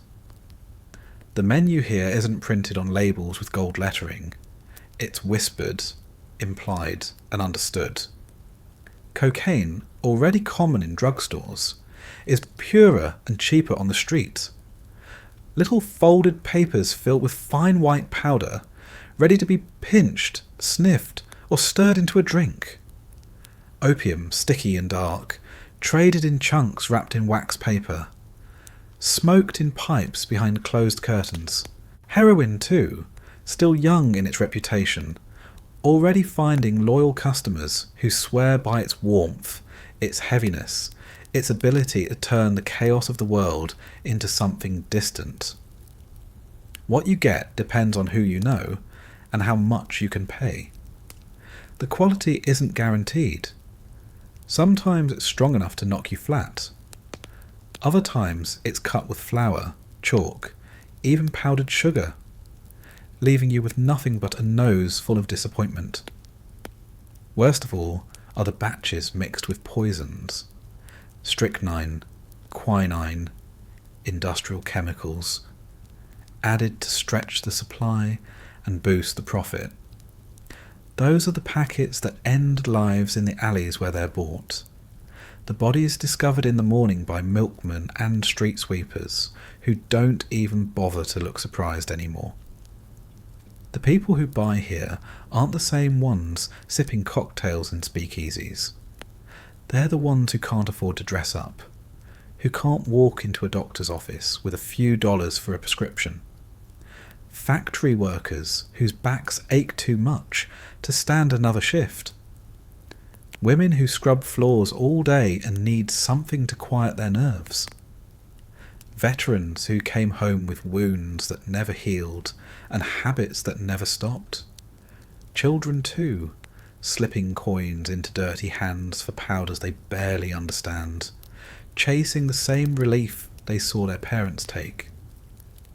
The dealers themselves are a mixed lot. Some are slick, fast-talking men in cheap suits who treat it like business, their eyes always scanning for cops. Others are broken-down souls selling to survive, their own hands shaking from the same powders they peddle. A few work for bigger outfits, running packets from warehouses to street corners, middlemen in a chain that stretches from smuggled cargo ships to neighbourhood addicts. None of them look like pharmacists, but in their own way they provide the same service: relief for cash. You stand in the alley and watch the rhythm. People come, people go, each with their own reason, their own excuse. Some rush, eager to get home before the powder loses its secrecy. Others linger, taking a quick sniff right there, wiping their noses, blinking rapidly before straightening their shoulders and walking away. For a moment they look alive again, their steps quicker, their faces brighter. But you know it won't last. It never does. The police know about these places, of course. Sometimes they raid them, dragging buyers into paddy wagons, smashing packets underfoot. Other times they just stroll by, tip their hats, and accept a folded bill slipped into their hands. Corruption runs as freely as the powders, and enforcement is inconsistent at best. One night the alley is empty, silent, a warning to stay away. The next night it's busier than ever, the trade louder, bolder, as if nothing happened. The city papers write about it when they want to scare their readers. "Cocaine fiends in the slums," the headlines shout. "Heroin menace spreads to youth." The stories are sensational, dripping with fear, warning that the drug trade is corrupting the nation's morals, especially among immigrants and the poor. Rarely do they mention that the same substances are sold legally in pharmacies uptown, prescribed by doctors with diplomas. The back alley pharmacy is condemned, while the respectable one is ignored. But anyone who's seen both knows the difference isn't in the product, it's in the packaging. You've heard the stories too. A girl found slumped against a wall, an empty vial in her hand, her dress torn, her shoes missing. A man discovered in the stairwell of a boarding house, his lips blue, his pockets empty. A boy no older than 16, his eyes wide, pupils pinpricks, muttering nonsense in a fevered rush before collapsing in the gutter. These aren't stories told to scare. They're stories lived by people you pass every day. The trade isn't glamorous, it's survival carved out of desperation. But for every tragedy, there's another face in the alley the next night. Because once you've felt the relief, the rush of cocaine clearing your head, the weight of heroin softening the edges, the haze of opium dulling the pain. It's hard to go back to the rawness of life without it. That's the hook. That's why the back alley pharmacy never goes out of business, no matter how many raids, no matter how many bodies. You turn away from the alley, but you know it doesn't end there. Behind closed doors, in cramped apartments, in flop houses where the rent is $1 a week, the powders and vials are waiting. Bottles on nightstands, packets under pillows, pipes hidden beneath mattresses. The streets may be quiet for now, but the trade goes on, invisible and unstoppable. And when the sun rises, the same men who staggered through the alleys will stand at factory machines, sweep shop floors, carry crates on their backs. Their bodies fueled by what they bought in the dark, their lives tied to the packets that keep them moving. The respectable world doesn't see it, or pretends not to. But you see it clear as day. The pharmacy with the gold-lettered labels is only one side of the story. The back alley pharmacy is the other. And in 1925, the line between the two is thinner than anyone wants to admit. The city looks different when you move uptown. The cobblestones smooth out, the streetcars give way to polished automobiles, and the smell of coal smoke is replaced with the sweeter scent of manicured gardens and perfume carried on fur collars. Here, prohibition looks less like morality and more like inconvenience. The same substances that the poor buy in alleys and pharmacies appear again in the drawing rooms of high society, only dressed in crystal decanters and silver trays. Step into one of these houses, and the contrast is striking. The front doors swing open to reveal chandeliers dripping with light, rugs soft enough to swallow your shoes, and servants gliding silently with trays of glasses. Officially, they're pouring ginger ale, sparkling water, maybe lemonade.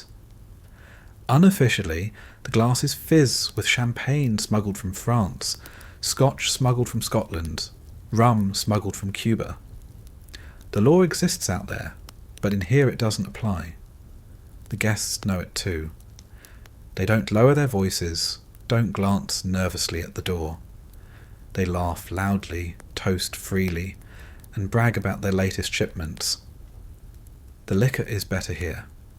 Smoother, older, bottled in real distilleries, instead of backwood stills. It arrives by boat, by train, by bribed customs official, and it flows as steadily as it ever did. The idea that America has gone dry is laughable when you stand in a room like this, surrounded by glasses that never empty.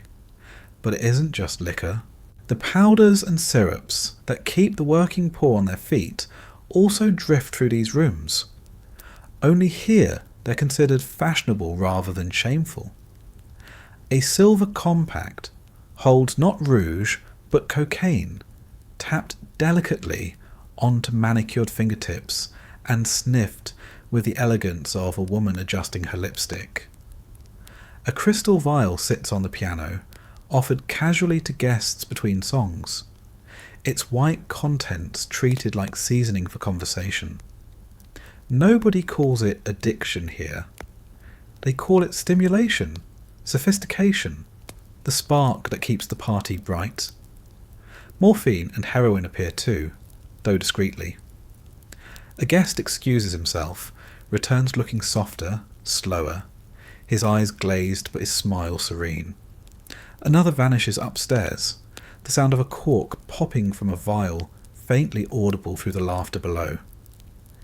In the alley, this would look like desperation. Here, it looks like relaxation, a sign that one has the wealth and leisure to indulge. The line between respectable and ruinous shifts depending on the wallpaper. The parties stretch late into the night, the music spilling from gramophones instead of live bands. the steps of dancers echoing on polished floors instead of beer-stained planks. Jazz, of course, makes its way in. The soundtrack of the decade, too popular to be confined to clubs. The horns wail from records as silk shoes glide across Persian rugs. The rhythm no less defiant here than in the smoky clubs downtown. But while the poor drink bathtub gin to escape their grind, the rich drink champagne and snort powders to elevate their leisure. Same indulgence, different excuse. You notice how openly the contradictions play out. A businessman who publicly supports prohibition gives a speech about morality one afternoon, then spends the evening sipping whiskey in his study with a line of cocaine before bed. A politician rails against the dangers of vice, then sneaks into a private club where the waiters know exactly how he likes his gin poured. The rich don't have to fear raids or headlines. Their reputations are insulated, their money a shield, their indulgences whispered about but never condemned. Even the doctors who prescribe for the poor attend these parties, sipping from the same bottles, pocketing powders with the same ease. They'll lecture about moderation in their offices, but in these rooms they laugh and indulge like everyone else. The hypocrisy is thick enough to taste, sharper than the liquor and sweeter than the powders, and nobody seems to mind. The irony is that the same substances that destroy lives in the alleys are praised here as luxuries. Cocaine sharpens conversation, morphine soothes stress, heroin eases the restless nerves of the elite. Patent tonics, once marketed to housewives in newspapers, are repackaged as imported elixirs, their cheap ingredients hidden behind fancy gloss. It isn't what you take, it's how you take it, and more importantly, where. You sit at the edge of a party and watch the glow. A woman draped in pearls throws her head back in laughter, a glass in one hand, a compact in the other. A man in a tuxedo leans against the fireplace, his words spilling faster than his thoughts, cocaine sparking in his veins. Another guest slumps in an armchair, drifting into the kind of haze only morphine brings, while the others pretend not to notice. The music spins on, the night stretches, and the contradictions never slow it down. Outside, the newspapers print stories about raids, about the dangers of addiction, about the ruin of morals among the poor. Inside, the rich live the same stories with better curtains. They sip, sniff, and smile, confident that none of it will touch them. And maybe they're right. The law was written in ink, but it bends easily under the weight of money. As dawn creeps in through the tall windows, the servants clear the glasses, sweep away the powder left on tables, and prepare the room for another day of respectability. The guests stumble home in chauffeured cars, their reputations intact, their indulgences unspoken. By noon, they'll be respectable again. Businessmen, politicians, socialites.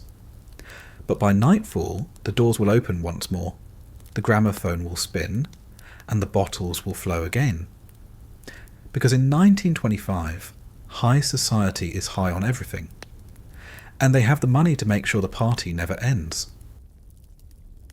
The wealthy sip champagne in their parlours, the poor chase relief in alleys, and the middle class finds its comfort somewhere in between.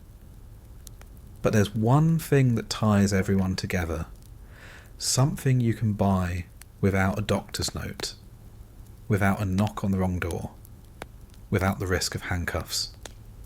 You don't need passwords or bribes or a shady connection. All you need is a nickel and the willingness to burn your lungs or jolt your nerves. In 1925, the most reliable drugs are the legal ones, caffeine and nicotine. Coffee is everywhere. The smell alone is part of the city, bitter, smoky, rising from cheap diners, drifting out of soda fountains, poured into chipped mugs in kitchens where the wallpaper peels. The beans come in from Brazil, from Colombia, roasted dark and ground rough, brewed in pots that sit on stoves all day long. It's rarely fresh, never delicate. It's black, burnt, and so strong it makes your teeth ache. And people drink it anyway, because it's what keeps them standing. Factories run on it. Men start their shifts with steaming mugs, gulping it down before the machines roar to life. They drink it again at lunch, again in the afternoon, their hands trembling as they shovel coal, hammer steel, or sew fabric under the relentless hum of belts and gears. The coffee doesn't taste good, but it keeps their eyes open, their bodies moving, their heads just clear enough to survive the noise. The bosses encourage it. A wired worker is better than a weary one. Homes run on it too. Housewives sip cup after cup to get through the endless rhythm of cleaning, cooking, and managing children. They drink it with neighbours, pouring thick black liquid into porcelain cups, pretending the bitterness is part of the ritual. Coffee isn't pleasure. It's survival, one spoonful of sugar at a time. Then there's tea, still hanging on from older traditions. Immigrants drink it strong, flavoured with milk or lemon, brewed until it's almost as harsh as coffee. It doesn't have the glamour of soda fountains or the advertising power of Coca-Cola, but it's steady, reliable, a comfort passed down from kitchens across oceans. But the real showstopper of the era isn't coffee or tea, it's soda. The fountain is a temple, gleaming chrome and polished marble, stools lined up in perfect rows. Kids flock there with nickels clutched in their hands. Businessmen stop in on breaks. Young women linger with straws between painted lips. The drinks fizz, sparkle, and promise something more than caffeine. They promise modernity, health, vitality. Coca-Cola, Pepsi-Cola, Dr. Pepper, Moxie, each one a brand, a movement, a miracle in a glass. The irony isn't lost on anyone. Coca-Cola built its name on cocaine, and even after the recipe changed, the kick remained. Advertisements talk about refreshment and pep, showing smiling faces, athletes, mothers, students. The message is clear. Soda is clean, safe, legal, and just stimulating enough to be addictive without the scandal. You drink one glass, then another, chasing the fizz, the sugar, the slight rush in your veins. By the end of the day, you've consumed as much caffeine as any coffee addict, but it feels more innocent, more fun. The soda fountains sell more than just cola. There are tonics too, syrups mixed into fizzy water with names that promise energy and vitality. Phosphates, elixirs, chocolate sodas, all loaded with caffeine, sugar, and sometimes a little something extra the pharmacist doesn't bother to explain. Students crowd the counters before exams, businessmen before meetings, women before long afternoons. It's a ritual as modern as jazz and just as addictive. And then there are cigarettes. If coffee keeps people awake, cigarettes keep them steady. They are everywhere. In coat pockets, purses, desk drawers, rolled up in sleeves. Matchbooks are passed out like business cards, logos printed in bold fonts, reminding you that Lucky Strikes are toasted, Camels are smooth, Chesterfields are mild. The ads show glamorous women with smoke curling from their lips, rugged men lighting up after a long day, doctors in white coats assuring the public that their preferred brand is perfectly safe. Everyone smokes. Men, women, rich, poor, young, old. In boarding houses, the hallways reek of it. In offices, ashtrays overflow. On street corners, clouds rise as groups gather, sharing cigarettes as casually as handshakes. Factories fill with the haze of burning tobacco as workers light up during breaks. Soldiers who came home from the war with the habit spread it to friends, to brothers, to anyone who wanted to look tough. Smoking is not just accepted, it's fashionable. The stimulation is real, but so is the ritual. Lighting a cigarette is something to do with your hands, something to fill the silence, something to share with strangers. You offer one, strike a match, inhale deeply. The rush is small, just enough to ease the edge, to calm nerves jangling from too much coffee, too much noise, too much stress. One cigarette becomes another, then another, until your fingers are stained, your cough is constant, and your lungs ache. But nobody cares. Smoking is normal, it's modern, it's practically patriotic, and the companies make sure it stays that way. Billboards line the streets, magazines run glossy ads, radio jingles hum with slogans. Cigarettes are sold not just as smoke, but as lifestyle. They make you glamorous, sophisticated, confident. They make you a real man, a modern woman, someone who belongs in this fast new world. It doesn't matter that they burn your throat, that the ash clings to your clothes, that the cough never quite goes away.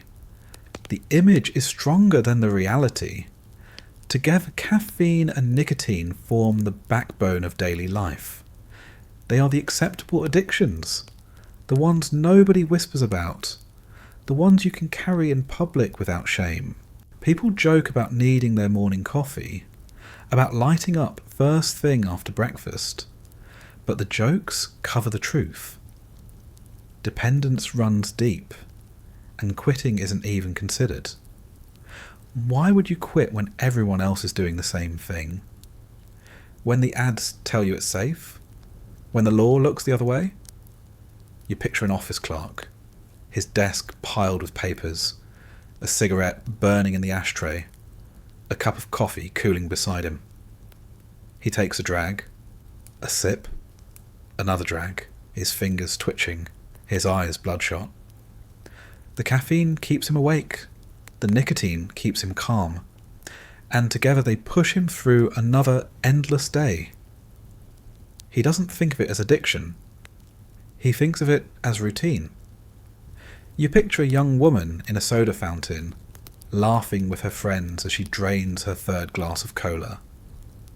The sugar buzz keeps her smiling. The caffeine keeps her chattering. The advertising keeps her convinced that this is modern life. She'll go home jittery, unable to sleep, but tomorrow she'll be back for more. You picture a factory worker, sweat soaking his shirt, pausing just long enough to light a cigarette. The smoke fills his lungs, steadies his hands, gives him a moment of calm before the machines roar again. He'll light another at lunch, another after dinner, another before bed. By the end of the week, his cough will sound worse, but he'll shrug it off. Everyone coughs. This is the stimulant culture of the 1920s. Legal, encouraged, celebrated. Alcohol is smashed in the streets. Drugs are whispered about in alleys. But coffee, soda and cigarettes march proudly into every home, every office, every life. They are the small doses of escape that grease the wheels of daily existence, the respectable addictions nobody calls by name, and in a way that makes them the most powerful drugs of all. The smell of tobacco still lingers in the air, the ashtrays overflowing, the coffee cups rattling on diner counters. But when you step out into the streets of 1925, you see something else mixed into the smoke. A nervousness, an unease that doesn't come from hangovers or jitters. It comes from the headlines, from the speeches shouted in town halls, from the way people glance at certain neighbours with suspicion. The country doesn't talk about drugs as a single problem. It talks about them in colours, in accents, in borders. The government doesn't wage war on substances. It wages war on people. Walk past the newsstand and you see the words in bold print. Cocaine fiends terrorise the South. Marijuana madness sweeps the border. Opium dens threaten our youth. Each headline tied not just to a drug, but to a group. Cocaine isn't just a white powder. It's something blamed on black communities in the South. Marijuana isn't just a plant. It's tied to Mexican immigrants working in the fields. Opium isn't just a pipe. It's an image of Chinese men in dark, smoky rooms. The fear isn't chemical. It's racial. Take cocaine. In the years after the Civil War, newspapers in the South ran stories warning that black men on cocaine were violent, uncontrollable, immune to bullets. Doctors repeated the claims, politicians amplified them, and the myth spread. It wasn't true, of course, but the fear was powerful, and it justified stricter laws, harsher policing, and violence against communities already living under Jim Crow. A black man caught with a small packet of cocaine faced prison, or worse. A wealthy white man snorting the same powder at a dinner party was just being fashionable. Then marijuana. Before the 1910s, few Americans even knew the word. Cannabis grew quietly, used in tinctures and medicines, sitting on pharmacy shelves without scandal. But when waves of Mexican labourers crossed the border, bringing their own traditions of smoking the plant, the narrative shifted. Newspapers began calling it marijuana, printing lurid tales of crazed Mexicans luring youth into violence and madness. The drug hadn't changed. The people associated with it had. And suddenly, the plant became a threat, a justification for deportations, arrests, and moral panic. Opium carried its own heavy shadow. For decades, Chinese immigrants had been caricatured as corrupting outsiders, their laundries and restaurants whispered about as fronts for dens where white women would supposedly fall into addiction. The image was less about pipes and more about prejudice. Anti-Chinese sentiment had already led to exclusion acts and violent attacks, and opium just became another tool to frame the community as dangerous. Meanwhile, opium tinctures and laudanum bottles still sat in respectable white homes, consumed nightly without shame. One form was criminal. The other was medicinal. Heroin, too, followed a similar pattern. Marketed as medicine for white families, praised by doctors, but whispered about as the scourge of immigrant neighbourhoods once addiction spread. By the 1920s, the law wasn't blind. It saw clearly who was considered a patient and who was considered a criminal. The government framed it all as morality. Officials spoke about protecting the nation's health, about guarding the purity of youth, about stamping out vice. But the laws didn't land evenly. The Harrison Narcotics Act of 1914 had already criminalised possession without a prescription, but enforcement focused on poor neighbourhoods, immigrant communities, and the places least able to fight back. Wealthy families with morphine bottles in their cabinets weren't dragged into court. Chinatown was raided. Mexican neighbourhoods were patrolled. Black men were searched on street corners. You can feel it in the way the city talks. A white woman addicted to morphine is described as sick. A black man with cocaine is described as dangerous. A wealthy doctor using heroin is troubled. A Mexican worker smoking marijuana is criminal. The words shift, but the punishment doesn't. Fear is directed downward, not upward. Propaganda stokes it further. Pamphlets handed out in schools warn children that a single puff of marijuana will make them insane. Church sermons thunder about opium dens stealing souls. Politicians thunder in speeches about foreign poisons corrupting American blood. The words are loud, but underneath them is something quieter. Prejudice wrapped in the language of purity. And it works. Families nod along, clutching their medicine bottles while agreeing that someone else's drug use is a threat. Newspapers sell more copies with sensational headlines. Politicians win votes, promising to be tough on crime. Agents raid poor neighbourhoods, seize packets and pipes, line men up against the wall while photographers snap pictures. The cycle spins on. Meanwhile, the contradictions pile higher. You walk past a soda fountain where teenagers drink glass after glass of caffeinated syrup, their hands jittering, their hearts pounding.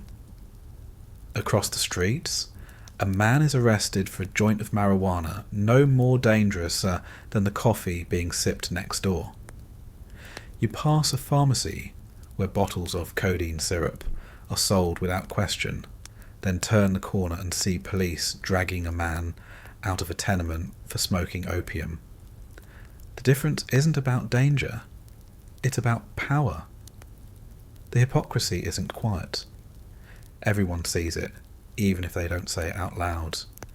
Musicians whisper about it, their jazz fueled by cocaine, while newspapers describe the same powder as a black menace. Workers mutter about it, lighting cigarettes legally, while friends are jailed for rolling marijuana leaves. Families notice it, soothing their children with morphine syrup while condemning opium dens. But the law doesn't bend to reason. It bends to fear, and fear is easy to shape. You imagine the raids. Doors kicked in, agents shouting, families dragged into the street while neighbours watch, bottles smashed, pipes seized, men shoved into wagons. The headlines the next morning will frame it as victory. The agents are heroes, the community is cleaned up, the nation is safer. But the pain lingers long after the ink dries. Families broken, reputations ruined, communities marked as dangerous forever. And you imagine the quiet contrast. A mansion uptown, its windows glowing soft in the night. Inside, guests sip champagne, share cocaine from silver compacts, and laugh until dawn. No raids, no headlines, no wagons waiting at the curb. Just music, laughter, and the certainty that none of them will pay for what they're doing. That's the war on certain drugs. A war not on substances, but on the people least able to defend themselves. A war where the poor are arrested, the immigrant is demonized, the black man is feared, and the wealthy are ignored. A war where the line between medicine and crime is drawn not by chemistry, but by race and class. And in 1925, that war is only beginning. The laws will grow stricter, the propaganda louder, the fear sharper. The substances won't disappear. They never do. But the lives caught in the crossfire will keep piling up. One raid, one arrest, one headline at a time. The streets are never still in 1925. Behind the music and the smoke, behind the laughter and the powders, there's always the heavy tread of boots somewhere in the distance. The government has built its own kind of army to fight this war. Not soldiers in trenches this time, but agents with badges, nightsticks, and the authority to smash down any door they choose. They're not chasing murderers or thieves. They're chasing bottles, powders, and pipes. And every raid is staged like a performance for the newspapers. You hear it before you see it. The crash of a door splintering, the shouts of men flooding into a room, the scrape of chairs toppling as people scramble. Inside a speakeasy, The lights snap on too bright, the music cuts mid-note, and suddenly every drinker is a criminal. Agents shout for hands in the air, knock glasses from tables, and drag men and women into lines against the wall. Photographers follow, bulbs flashing, capturing the moment forever. A glamorous woman caught with a cocktail. A respectable man with his tie askew. Faces frozen in fear. Tomorrow those pictures will be in the papers under bold headlines. Raid nets dozens. Liquor den exposed. And yet, for all the spectacle, the raids never stop the flow. The club reopens the next night. The bartender pours again. The band plays louder. The agents know it, the patrons know it, and the public knows it. The point isn't to stop it. The point is to be seen stopping it, to reassure the voters, the moralists, the churchgoers that the law is being upheld. The same show plays out in poor neighbourhoods, only the cameras rarely follow. A tenement door kicked in, a family's belongings tossed, a single pipe or vial held up as evidence of corruption. Men are dragged away while children cry, women plead, neighbours watch silently. There are no photographs, no headlines, just another family marked as criminal, another neighbourhood painted as dangerous. Enforcement doesn't just chase substances, it chases the image of vice where the public is most willing to believe it belongs. On the borders, the chase takes another form. Rum runners streak across rivers and lakes in boats loaded with Canadian whiskey, the engines roaring in the night. Agents patrol in their own boats, spotlights sweeping the waves, shots sometimes fired when the smugglers don't stop. It's a game of speed and nerve. The rum runners know the waters better, their hulls heavy with barrels stacked under tarps, their pockets lined with bribers' money for when speed isn't enough. Every bottle that slips through ends up in a speakeasy glass, a medicine cabinet, or a politician's desk drawer. On land, the trucks run just as fast. Hidden compartments, false floors, crates labelled as produce hiding bottles underneath. Drivers roar down back roads, headlights off, praying the federal agents aren't waiting with roadblocks. Sometimes they make it. Sometimes they don't. The seized trucks are paraded before the public, barrels smashed with axes, liquor pouring into gutters while reporters cheer. And then a week later, another truck makes it through. Another shipment fills another cellar. The men at the centre of this chaos aren't ordinary policemen. In 1930, the government will even give them a name, the Bureau of Narcotics, a new branch of federal power built to chase down not just alcohol, but every substance it deems dangerous. Its early leaders speak with the confidence of crusaders, talking about purity, morality, and the protection of youth. But their methods are less noble. Bribes slip into their pockets as easily as badges pinned to their chests. They crack down hard where it looks good in the papers and turn blind eyes where the money flows. Everyone knows it. A speakeasy raided one night is mysteriously ignored the next.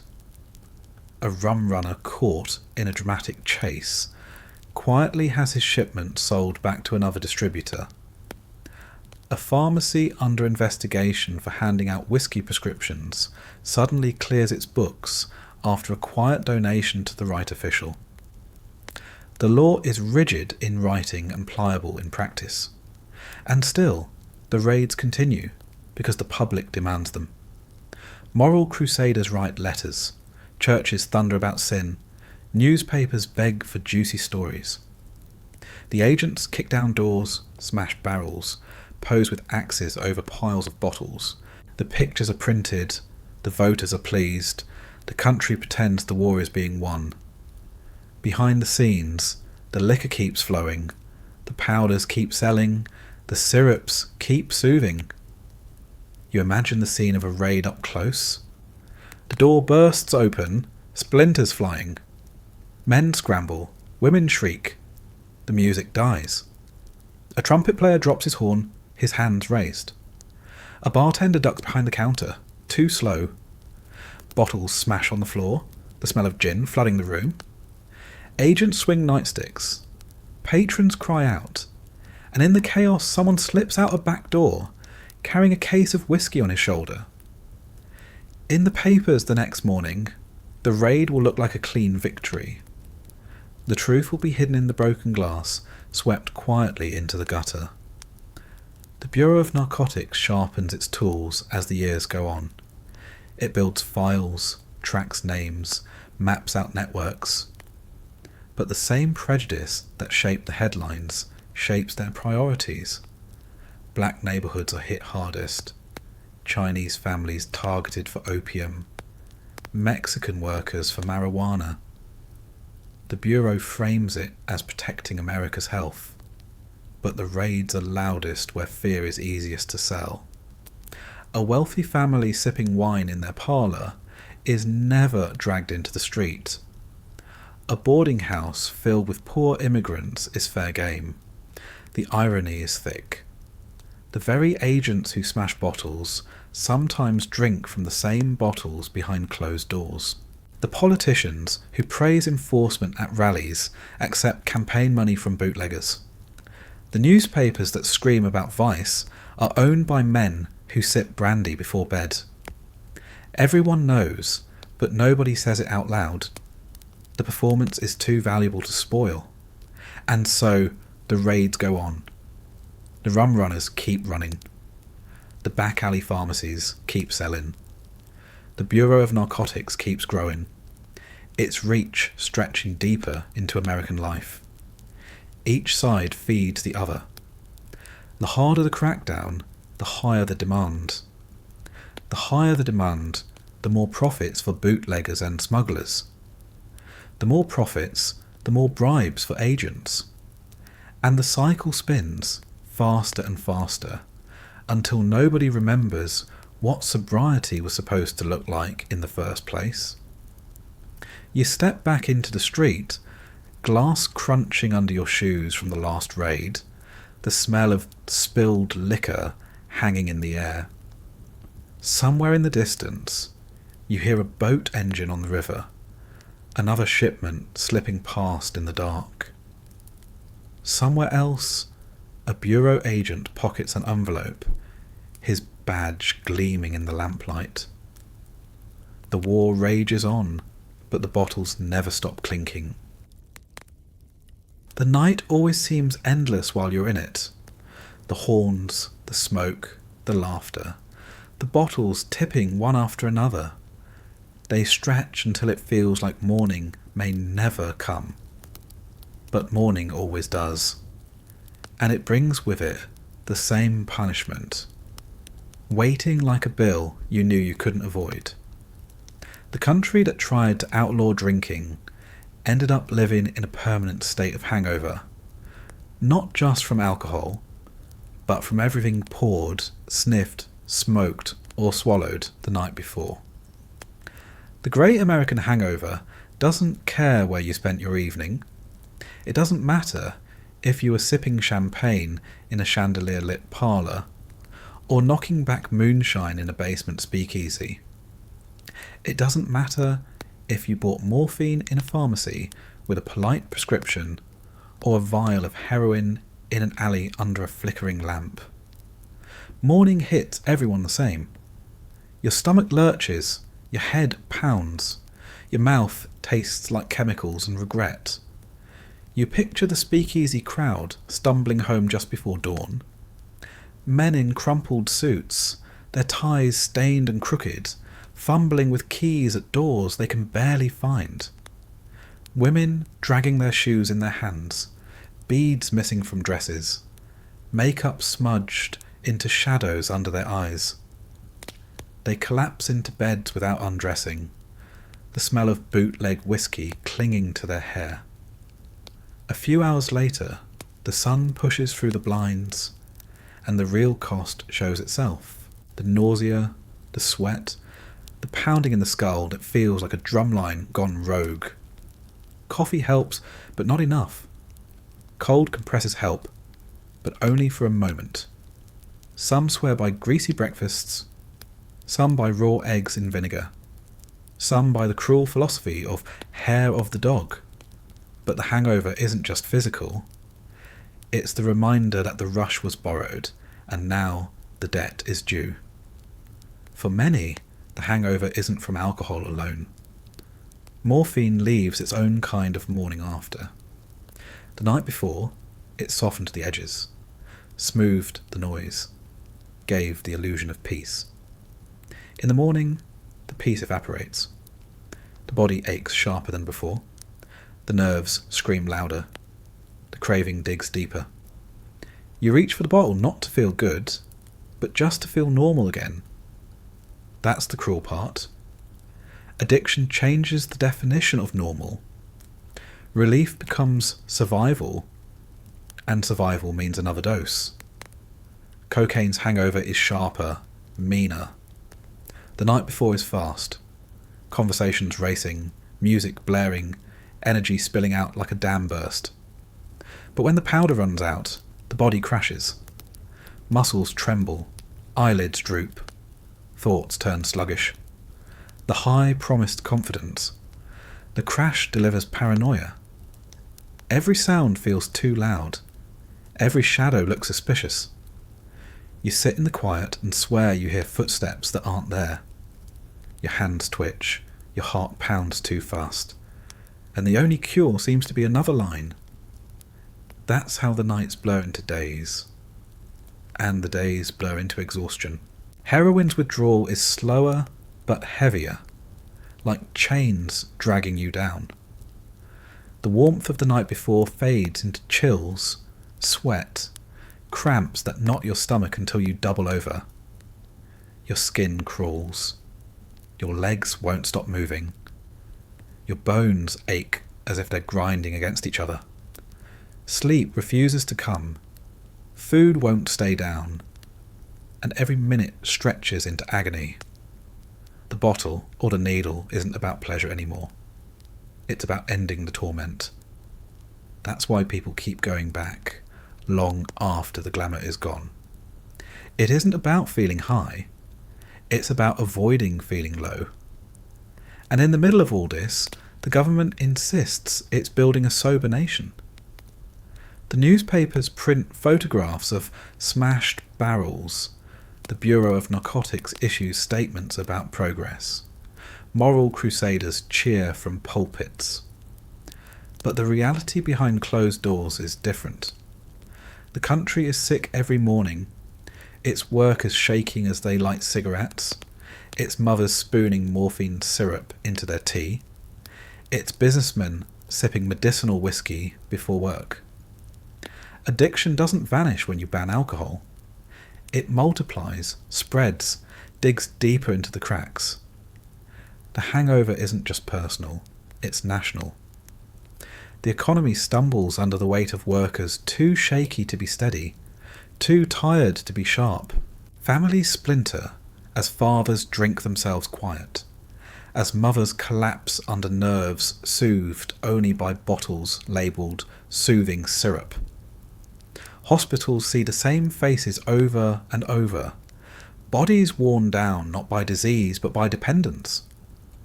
Churches whisper prayers for parishioners whose names never leave the donation list, but who can't leave the bottle either. You picture a factory floor. The machines roar, the belts spin, the air smells of oil and sweat. A man leans against his station, his hands trembling, his face pale. He pushes through the day on coffee and cigarettes, his body screaming for the morphine he took last night. He'll take more tonight, just to be able to show up again tomorrow. His hangover isn't just a headache, it's a cycle with no exit. Or a mother in a tenement, her children loud and restless. She reaches for the syrup, pours a spoonful, swallows it herself before dosing the baby. Her nerves ease, her eyes close. the noise fades.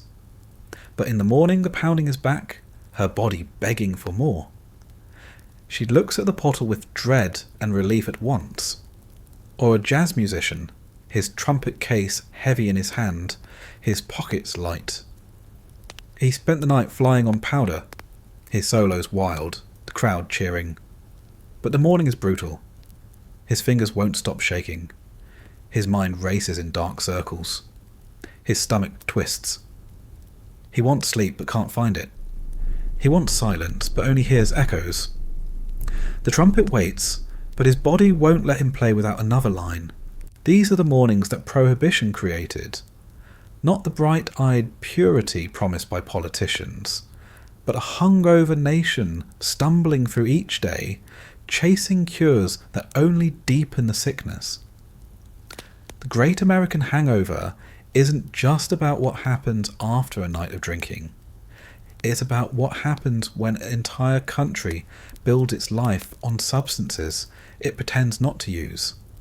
And the cruelest part is that the hangover never truly ends. The morning passes, the shakes ease, the nausea fades, but the craving lingers. By nightfall, the cycle begins again. Another bottle, another powder, another syringe, another morning, another hangover. The nation lives in this loop, pretending sobriety while drowning in dependence. You walk through the streets at noon, the sunlight harsh, the city sluggish. Men lean against walls, smoking to steady their hands. Women sit at windows, cups of coffee clutched like lifelines. Children play, their laughter covering the sound of a neighbour vomiting in an alley. Everywhere you look, you see it. The fog in the eyes, the tremor in the hands, the restless shifting of bodies waiting for relief. The American dream runs on fumes, and the fumes stink of last night's drink and this morning's withdrawal. And tomorrow will be the same. The streets are heavy with last night's hangovers, the country dragging itself through another morning of aches, sweats, and nerves that won't sit still. Sooner or later, somebody goes looking for help. And in 1925, help comes in two very different forms. One wears a white coat, carries a black leather bag, and hangs a diploma on the wall. The other wears a bright smile, shouts from the back of a wagon, and swears by bottles with names too long to fit on the label. Doctors and quacks, science and spectacle. And between them is a public that doesn't always know which one to believe. You imagine walking into a doctor's office first. The waiting room is plain, wooden chairs lined up against a wall, the smell of disinfectant just strong enough to sting your nose. Patients sit quietly, hands folded in their laps, eyes dull with fatigue or pain. The door creaks open and the doctor appears, neat in his coat, his hair combed just so, a stethoscope dangling like a badge of authority. He speaks with calm certainty, takes notes in looping script, and listens just long enough to appear thorough. His treatments are steady, predictable, and familiar. For pain, morphine. For coughs, codeine. For exhaustion, a tonic. For nerves, perhaps even a touch of cocaine. Each scribbled prescription a ticket to the pharmacy. Each bottle a polite way to say, take this and stop suffering. The science behind it is thin by modern standards, but in 1925, this is medicine. A war still rages between old traditions and new discoveries, and most doctors straddle the line uneasily. Germ theory is accepted, but antibiotics don't exist. Surgery is possible, but dangerous. For most ailments, what a doctor can really offer is relief, not cure, and relief usually comes in a bottle. But not everyone trusts the man in the white coat. For many, doctors are expensive, their fees too steep, their treatments too clinical, their language too cold. That's where the quacks thrive. You hear them before you see them? Voices booming from the back of wagons parked at busy corners, banners flapping, crowds gathering. The salesman leaps onto his stage, his coat too bright, his gestures too wide, his promises too loud to ignore. He waves a bottle in the air, claims it will cure everything from gout to baldness to melancholy, and before long coins are clinking into his palm. The bottles are cheap to make. Alcohol, sugar, maybe a dash of opium or cocaine for effect, and a label plastered with words like elixir, compound, or miracle. The taste is strong, the effect immediate, the promise believable enough. People line up, eager for something that feels hopeful, even if only for a night.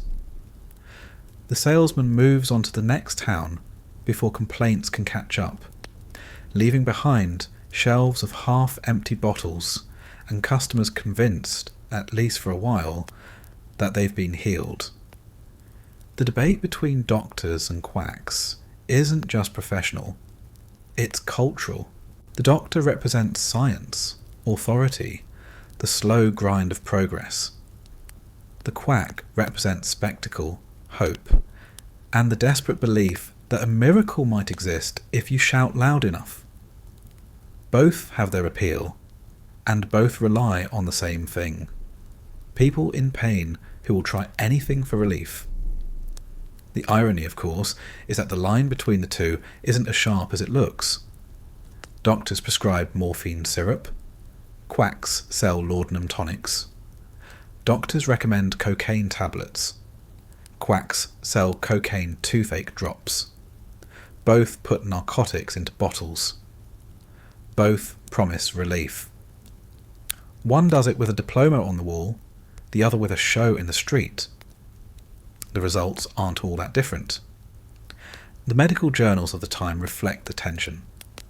Respectable physicians warn about addiction, about the risks of long-term use, about patients slipping into dependence.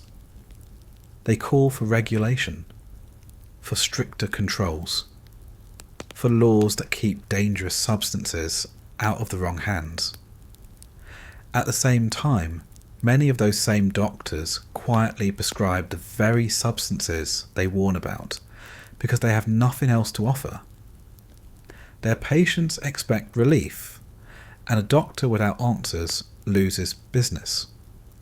So the prescriptions keep coming, even as the warnings grow louder. Meanwhile, the quacks mock the medical establishment. They call doctors cold, greedy, out of touch.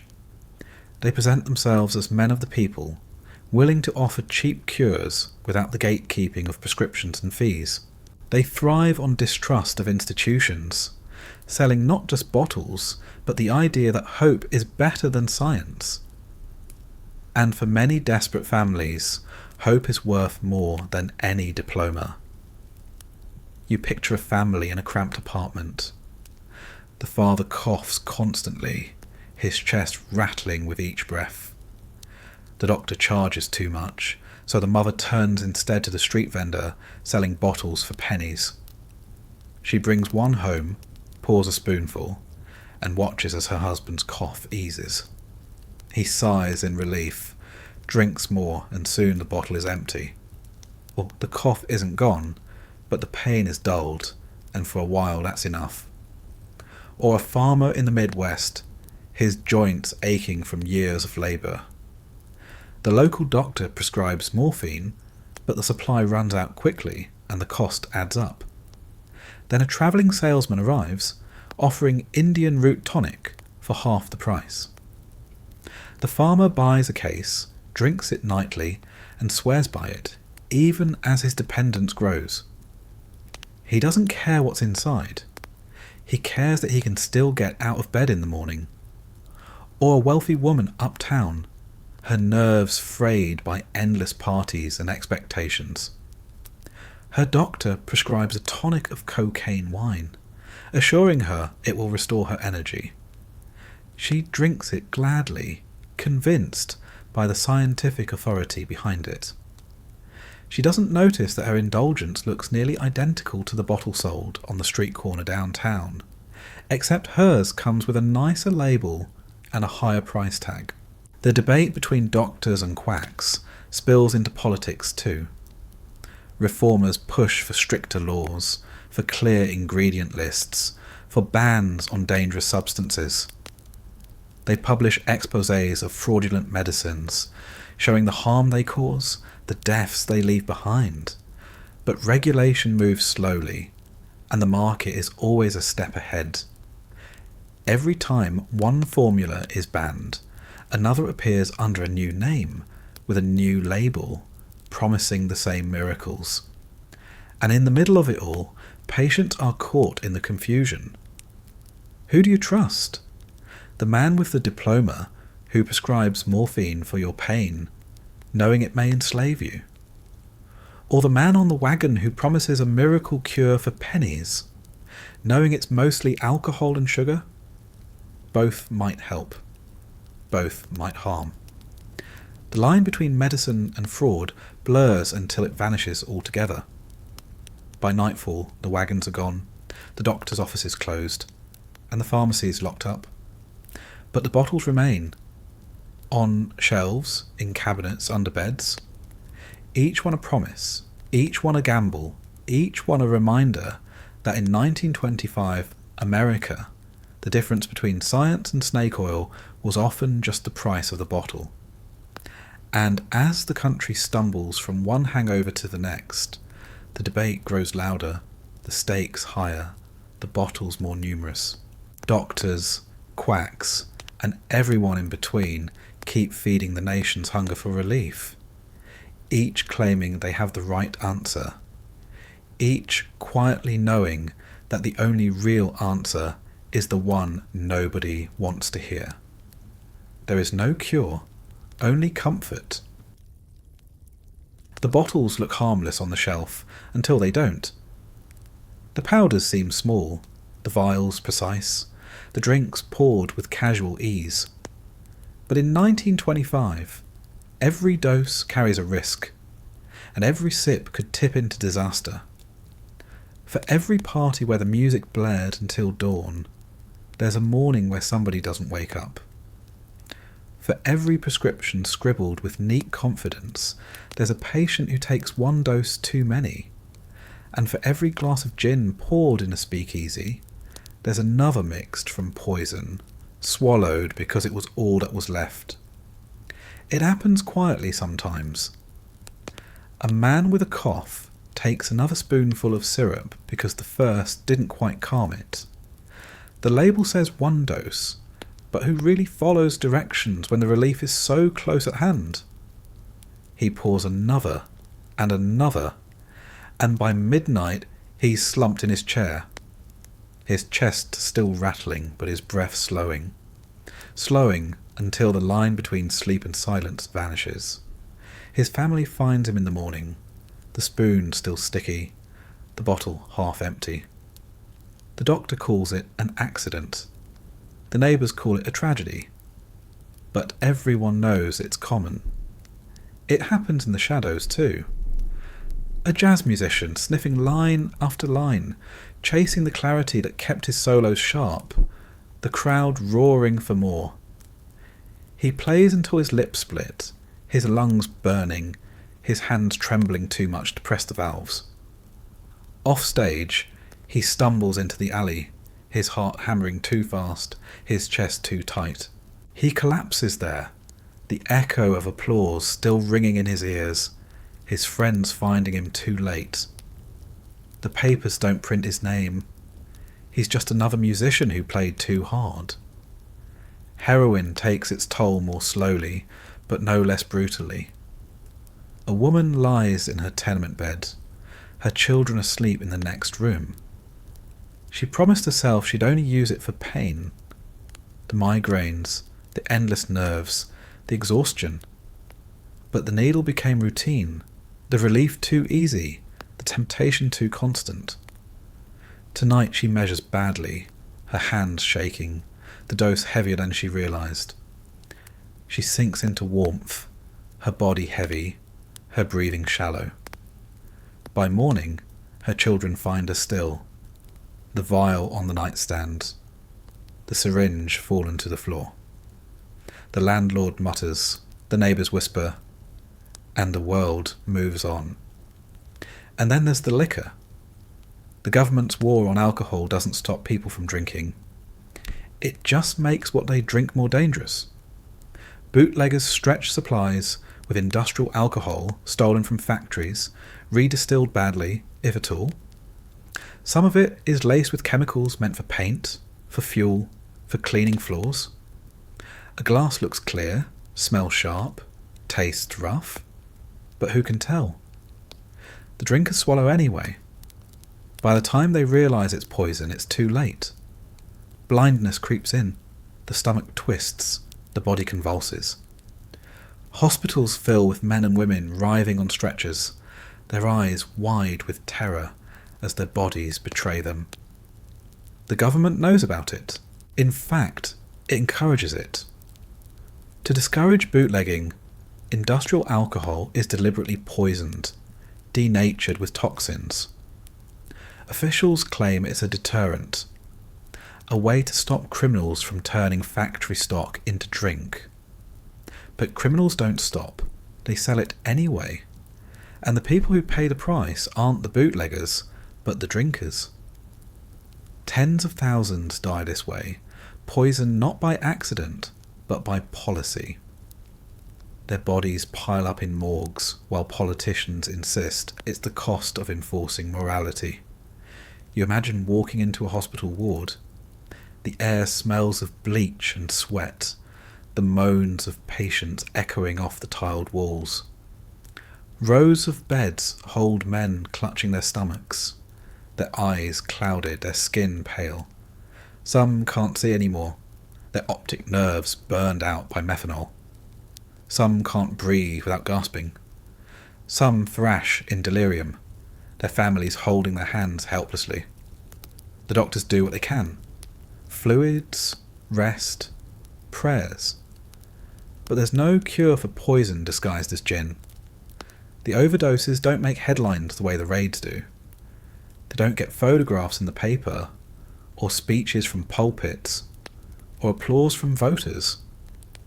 They're quiet tragedies tucked away in tenements and hospital wards, whispered about in neighbourhoods. Everyone knows someone who didn't wake up, who took too much, who drank the wrong glass. But the country looks away, more interested in the spectacle of smashing barrels than in the lives those barrels might have saved. Even the accidents look different depending on who you are. A wealthy man who drinks too much champagne and collapses at a party is carried home discreetly. A doctor summoned quietly. The incident never mentioned again. A poor man who dies from poisoned gin in a boarding house becomes a statistic, a warning, a morality tale. The bottles are the same, the outcomes are the same, but the way the world reacts is not. The children aren't spared either. Mothers spoon out soothing syrups too generously, their babies slipping into unnatural silence.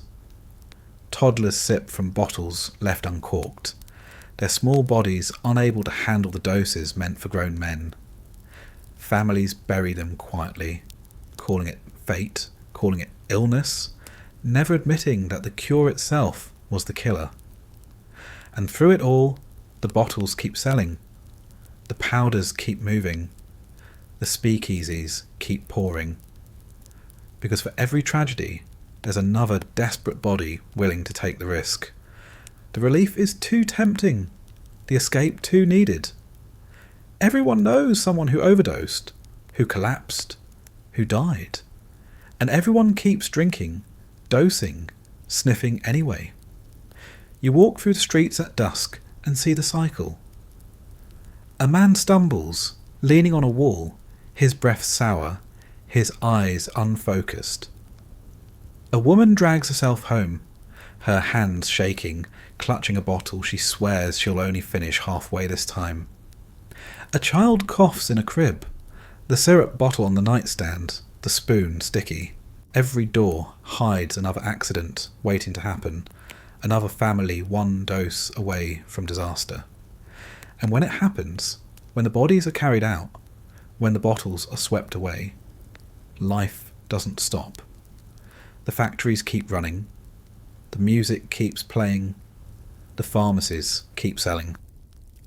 The deaths are just the background noise of a country determined to medicate itself, no matter the cost. Because in Prohibition America, accidents aren't unusual. Overdoses aren't shocking. Poison drinks aren't rare. They're part of the landscape, as common as the ash in the air, the smoke from chimneys, the headlines in the papers. You don't ask if it will happen. You ask when and to whom. And every morning the cycle begins again. The headlines talk about the jazz age like it was a golden time. Flappers with bobbed hair laughing in glittering dresses. Men with slicked hair raising cocktails in smoky rooms. Horns blaring, feet pounding, champagne flowing like rivers. The pictures in the papers show wide smiles, bright lights, the energy of a nation celebrating itself. But behind every smile is a tight jaw. Behind every glittering glass is desperation. And behind every party is the truth. The roaring 20s were roaring because silence was unbearable.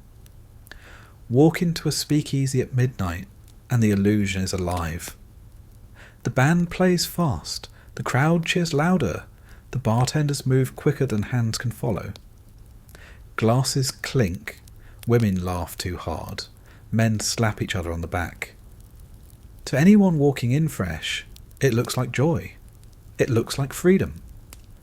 It looks like a country that doesn't need sobriety because it has something better. But if you stay long enough, if you look past the surface, you start to see it. The strain in the smiles, the tremor in the hands, the hollowness in the eyes of the regulars. The laughter isn't joy, it's a shield. The illusion works because it has to. Outside those doors, life is not champagne and sequins. It's factory shifts that grind bodies down, farms failing under dust and debt, cities choking on poverty, tenements overflowing with families who can't afford space to breathe. It's veterans home from the war, with wounds that medicine can't mend, nerves shattered, spirits hollowed. It's women exhausted from endless labour in homes and workplaces alike, children coughing in cribs, men bent under the weight of bills. Reality is heavy. So heavy that escape isn't a luxury, it's survival. And so the nation escapes, night after night, bottle after bottle. Some dress it up in pearls and tuxedos, others in ragged coat and hidden flasks. Some call it a tonic, some call it medicine, some don't bother calling it anything at all. But the ritual is the same. You pour, you drink, you swallow, you smoke, you sniff. You tell yourself it's fun. You tell yourself it's freedom. You tell yourself it's living. But really it's forgetting. The illusion is loud because quiet would reveal too much. If the music stopped, if the glass ran dry, if the powders were swept away, the silence would scream. People would hear their own thoughts, feel their own pain, face their own exhaustion. Better to drown it out with trumpets and drums. Better to blur it with gin and powder. Better to pretend the roaring is life itself. You imagine a ballroom uptown. The chandeliers glow, the gramophone spins, the crowd sways in perfect rhythm. A woman in pearls throws her head back, her laugh ringing across the room. She looks like joy itself, until you notice her hands tremble when she lifts a glass, her eyes too glassy, her laugh a second too long. She isn't celebrating, she's clinging, or a dive downtown. The room is cramped, the ceiling low, the floor sticky. Men huddle over chipped glasses of rock gut whiskey, their shoulders slumped, their eyes dull. They joke, they curse, they laugh, but the sound is hollow. They drink not to toast, but to forget. The illusion is thinner here, but it's still there. Even misery looks better through a glass. Or the jazz club again, the band tearing through another number, the crowd wild, the air thick with smoke and sweat. The dancers look unstoppable, their feet pounding the floor, their bodies slick with heat. But you see the powder on the table in the back, the lines disappearing as quickly as they're poured. You see the musician's hands shake when the set ends, his trumpet clutched too tightly. The music is the mask, the powder the fuel, the illusion the only thing keeping it alive. The country tells itself it's roaring, that it's alive, modern, unstoppable. The skyscrapers rise, the cars speed, the radios hum, the movies flicker. But beneath it all, people are medicating themselves through the noise. The illusion isn't just social, it's national. A whole country convincing itself that it's strong and free, while depending on bottles and powders to make that feeling possible. The illusion has cracks, of course. They show in the funerals for men who drank poison gin, in the children lost to soothing syrups, in the addicts slumped in alleys. They show in the raids, the arrests, the families broken by addiction. But the nation doesn't look too closely. It papers over the cracks with music, with slogans, with photographs of smiling flappers. Better to believe the dream than to face the hangover. The roaring illusion works best at night, but it follows into the day. Offices run on cigarettes and coffee, factories on morphine and caffeine, homes on tonics and syrups. The morning is just the quieter side of the same story. The drinks are hidden in medicine cabinets instead of cocktail glasses, the powders tucked into desk drawers instead of cigarette cases. But the effect is the same. The illusion that life is manageable, that pain can be dulled, that reality doesn't have to be faced sober. And so the 20s roar on, not with joy, but with desperation disguised as celebration. The parties never stop because they can't. The moment the music quiets, the silence creeps in. And silence is unbearable. The country keeps dancing, keeps drinking, keeps laughing louder than it feels. Because in 1925, escape isn't just a pastime, it's the only way to endure. The music fades, the smoke thins, the bottles are empty. The roaring illusion always feels endless while you're in it, but the morning is unavoidable. And when it comes, it doesn't look like the smiling photographs or the slick magazine covers. It looks like bodies slumped in beds, too small, apartments filled with sour air, streets littered with broken glass and discarded cigarettes. It looks like America remembering too late that every night has a cost. The morning after doesn't care where you spent the night. Uptown the chandeliers are still glittering, but the pearls are tangled on the floor. The dress is wrinkled, the champagne flutes smeared with lipstick. The wealthy wake with their heads pounding, their stomachs turning, their servants whispering too loudly as they clear away the remains of the party. Doctors are called, powders are offered, tonics are poured into glasses. The cure is just another drink, another bottle, another dose to soften the crash.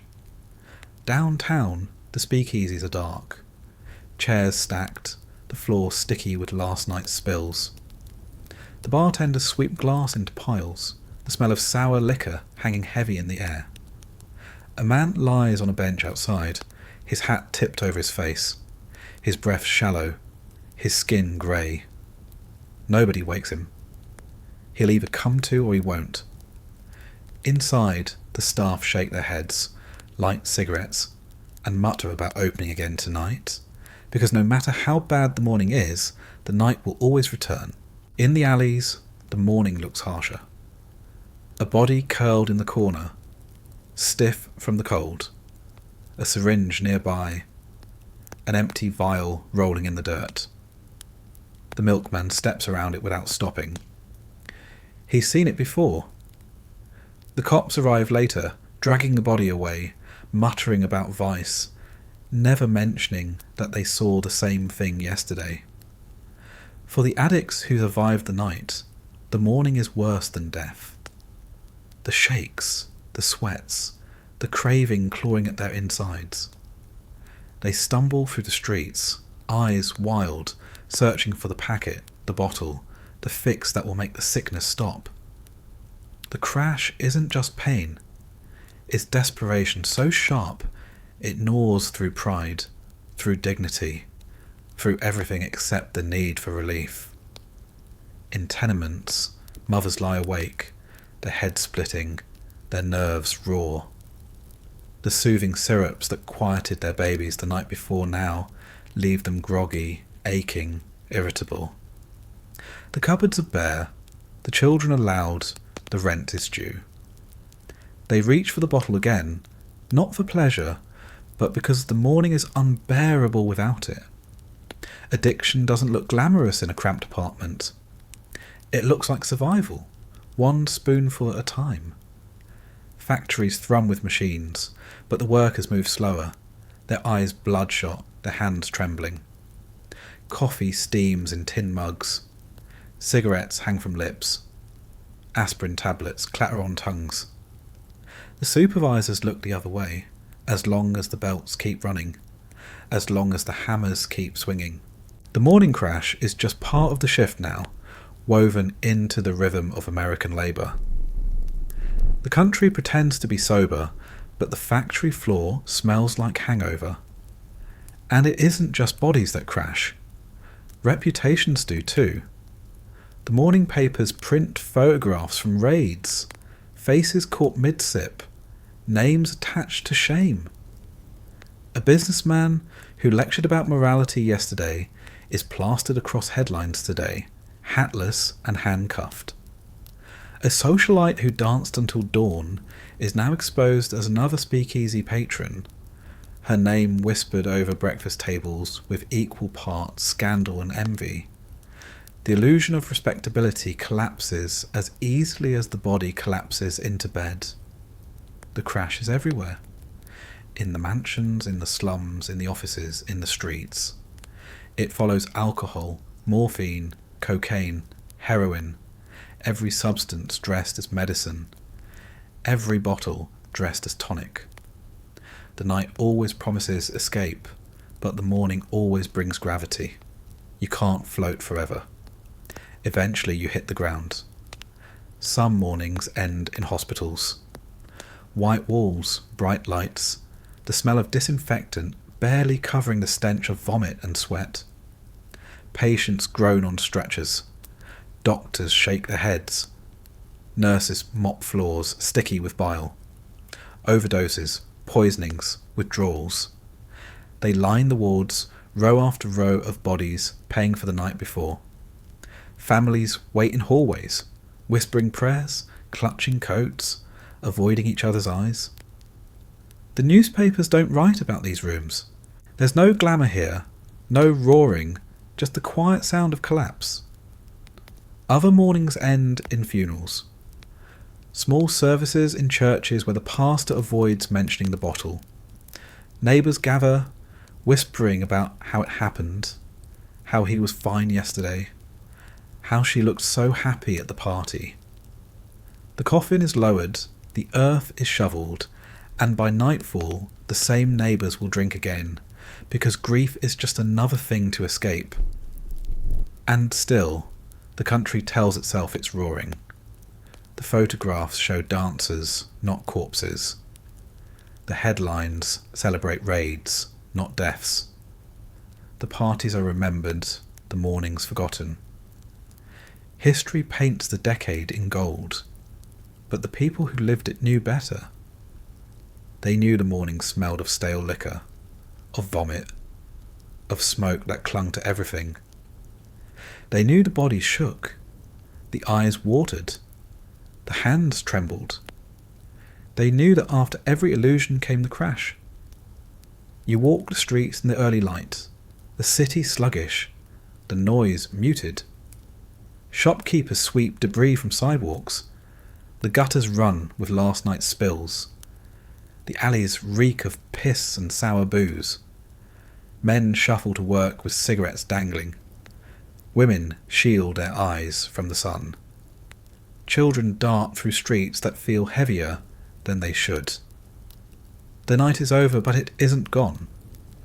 It lingers in the air, in the bodies, in the cracks of the pavement. The morning after isn't a conclusion, it's the beginning of the next cycle. By noon, the shakes ease, the headaches dull, the craving sharpens. By dusk, the bottles are uncorked again, the powders lined up, the music starting. By midnight, the illusion roars again, louder than ever, pretending the crash will never come. And by morning it does, always. That's what the morning after really looked like. Not glamorous, not polished, not remembered in history books. Just a nation crawling out of its own roaring illusions, one hangover at a time, never truly sober, never truly free, always crashing back to earth. And that's where we'll leave it for tonight. A country that thought it could outlaw intoxication and ended up drowning in bottles, powders, syrups, and smoke. Mornings blurred into nights, nights blurred into mornings, and somewhere in between, people convinced themselves it was all just part of modern life. If you made it this far, I hope your eyes are heavy, your mind is quiet, and you're ready to drift off, far away from poison gin and pharmacy morphine. Thank you for spending this time with me tonight. If you enjoy these little dives into history, you can always subscribe, but no pressure at all, only if it feels right. And if you'd like, let me know in the comments where you're listening from and what time it is for you. It's always fascinating to see how many time zones we end up sharing together here. For now though, close your eyes, let your breathing slow, and leave Prohibition America behind. Tomorrow will be waiting when you wake. Good night.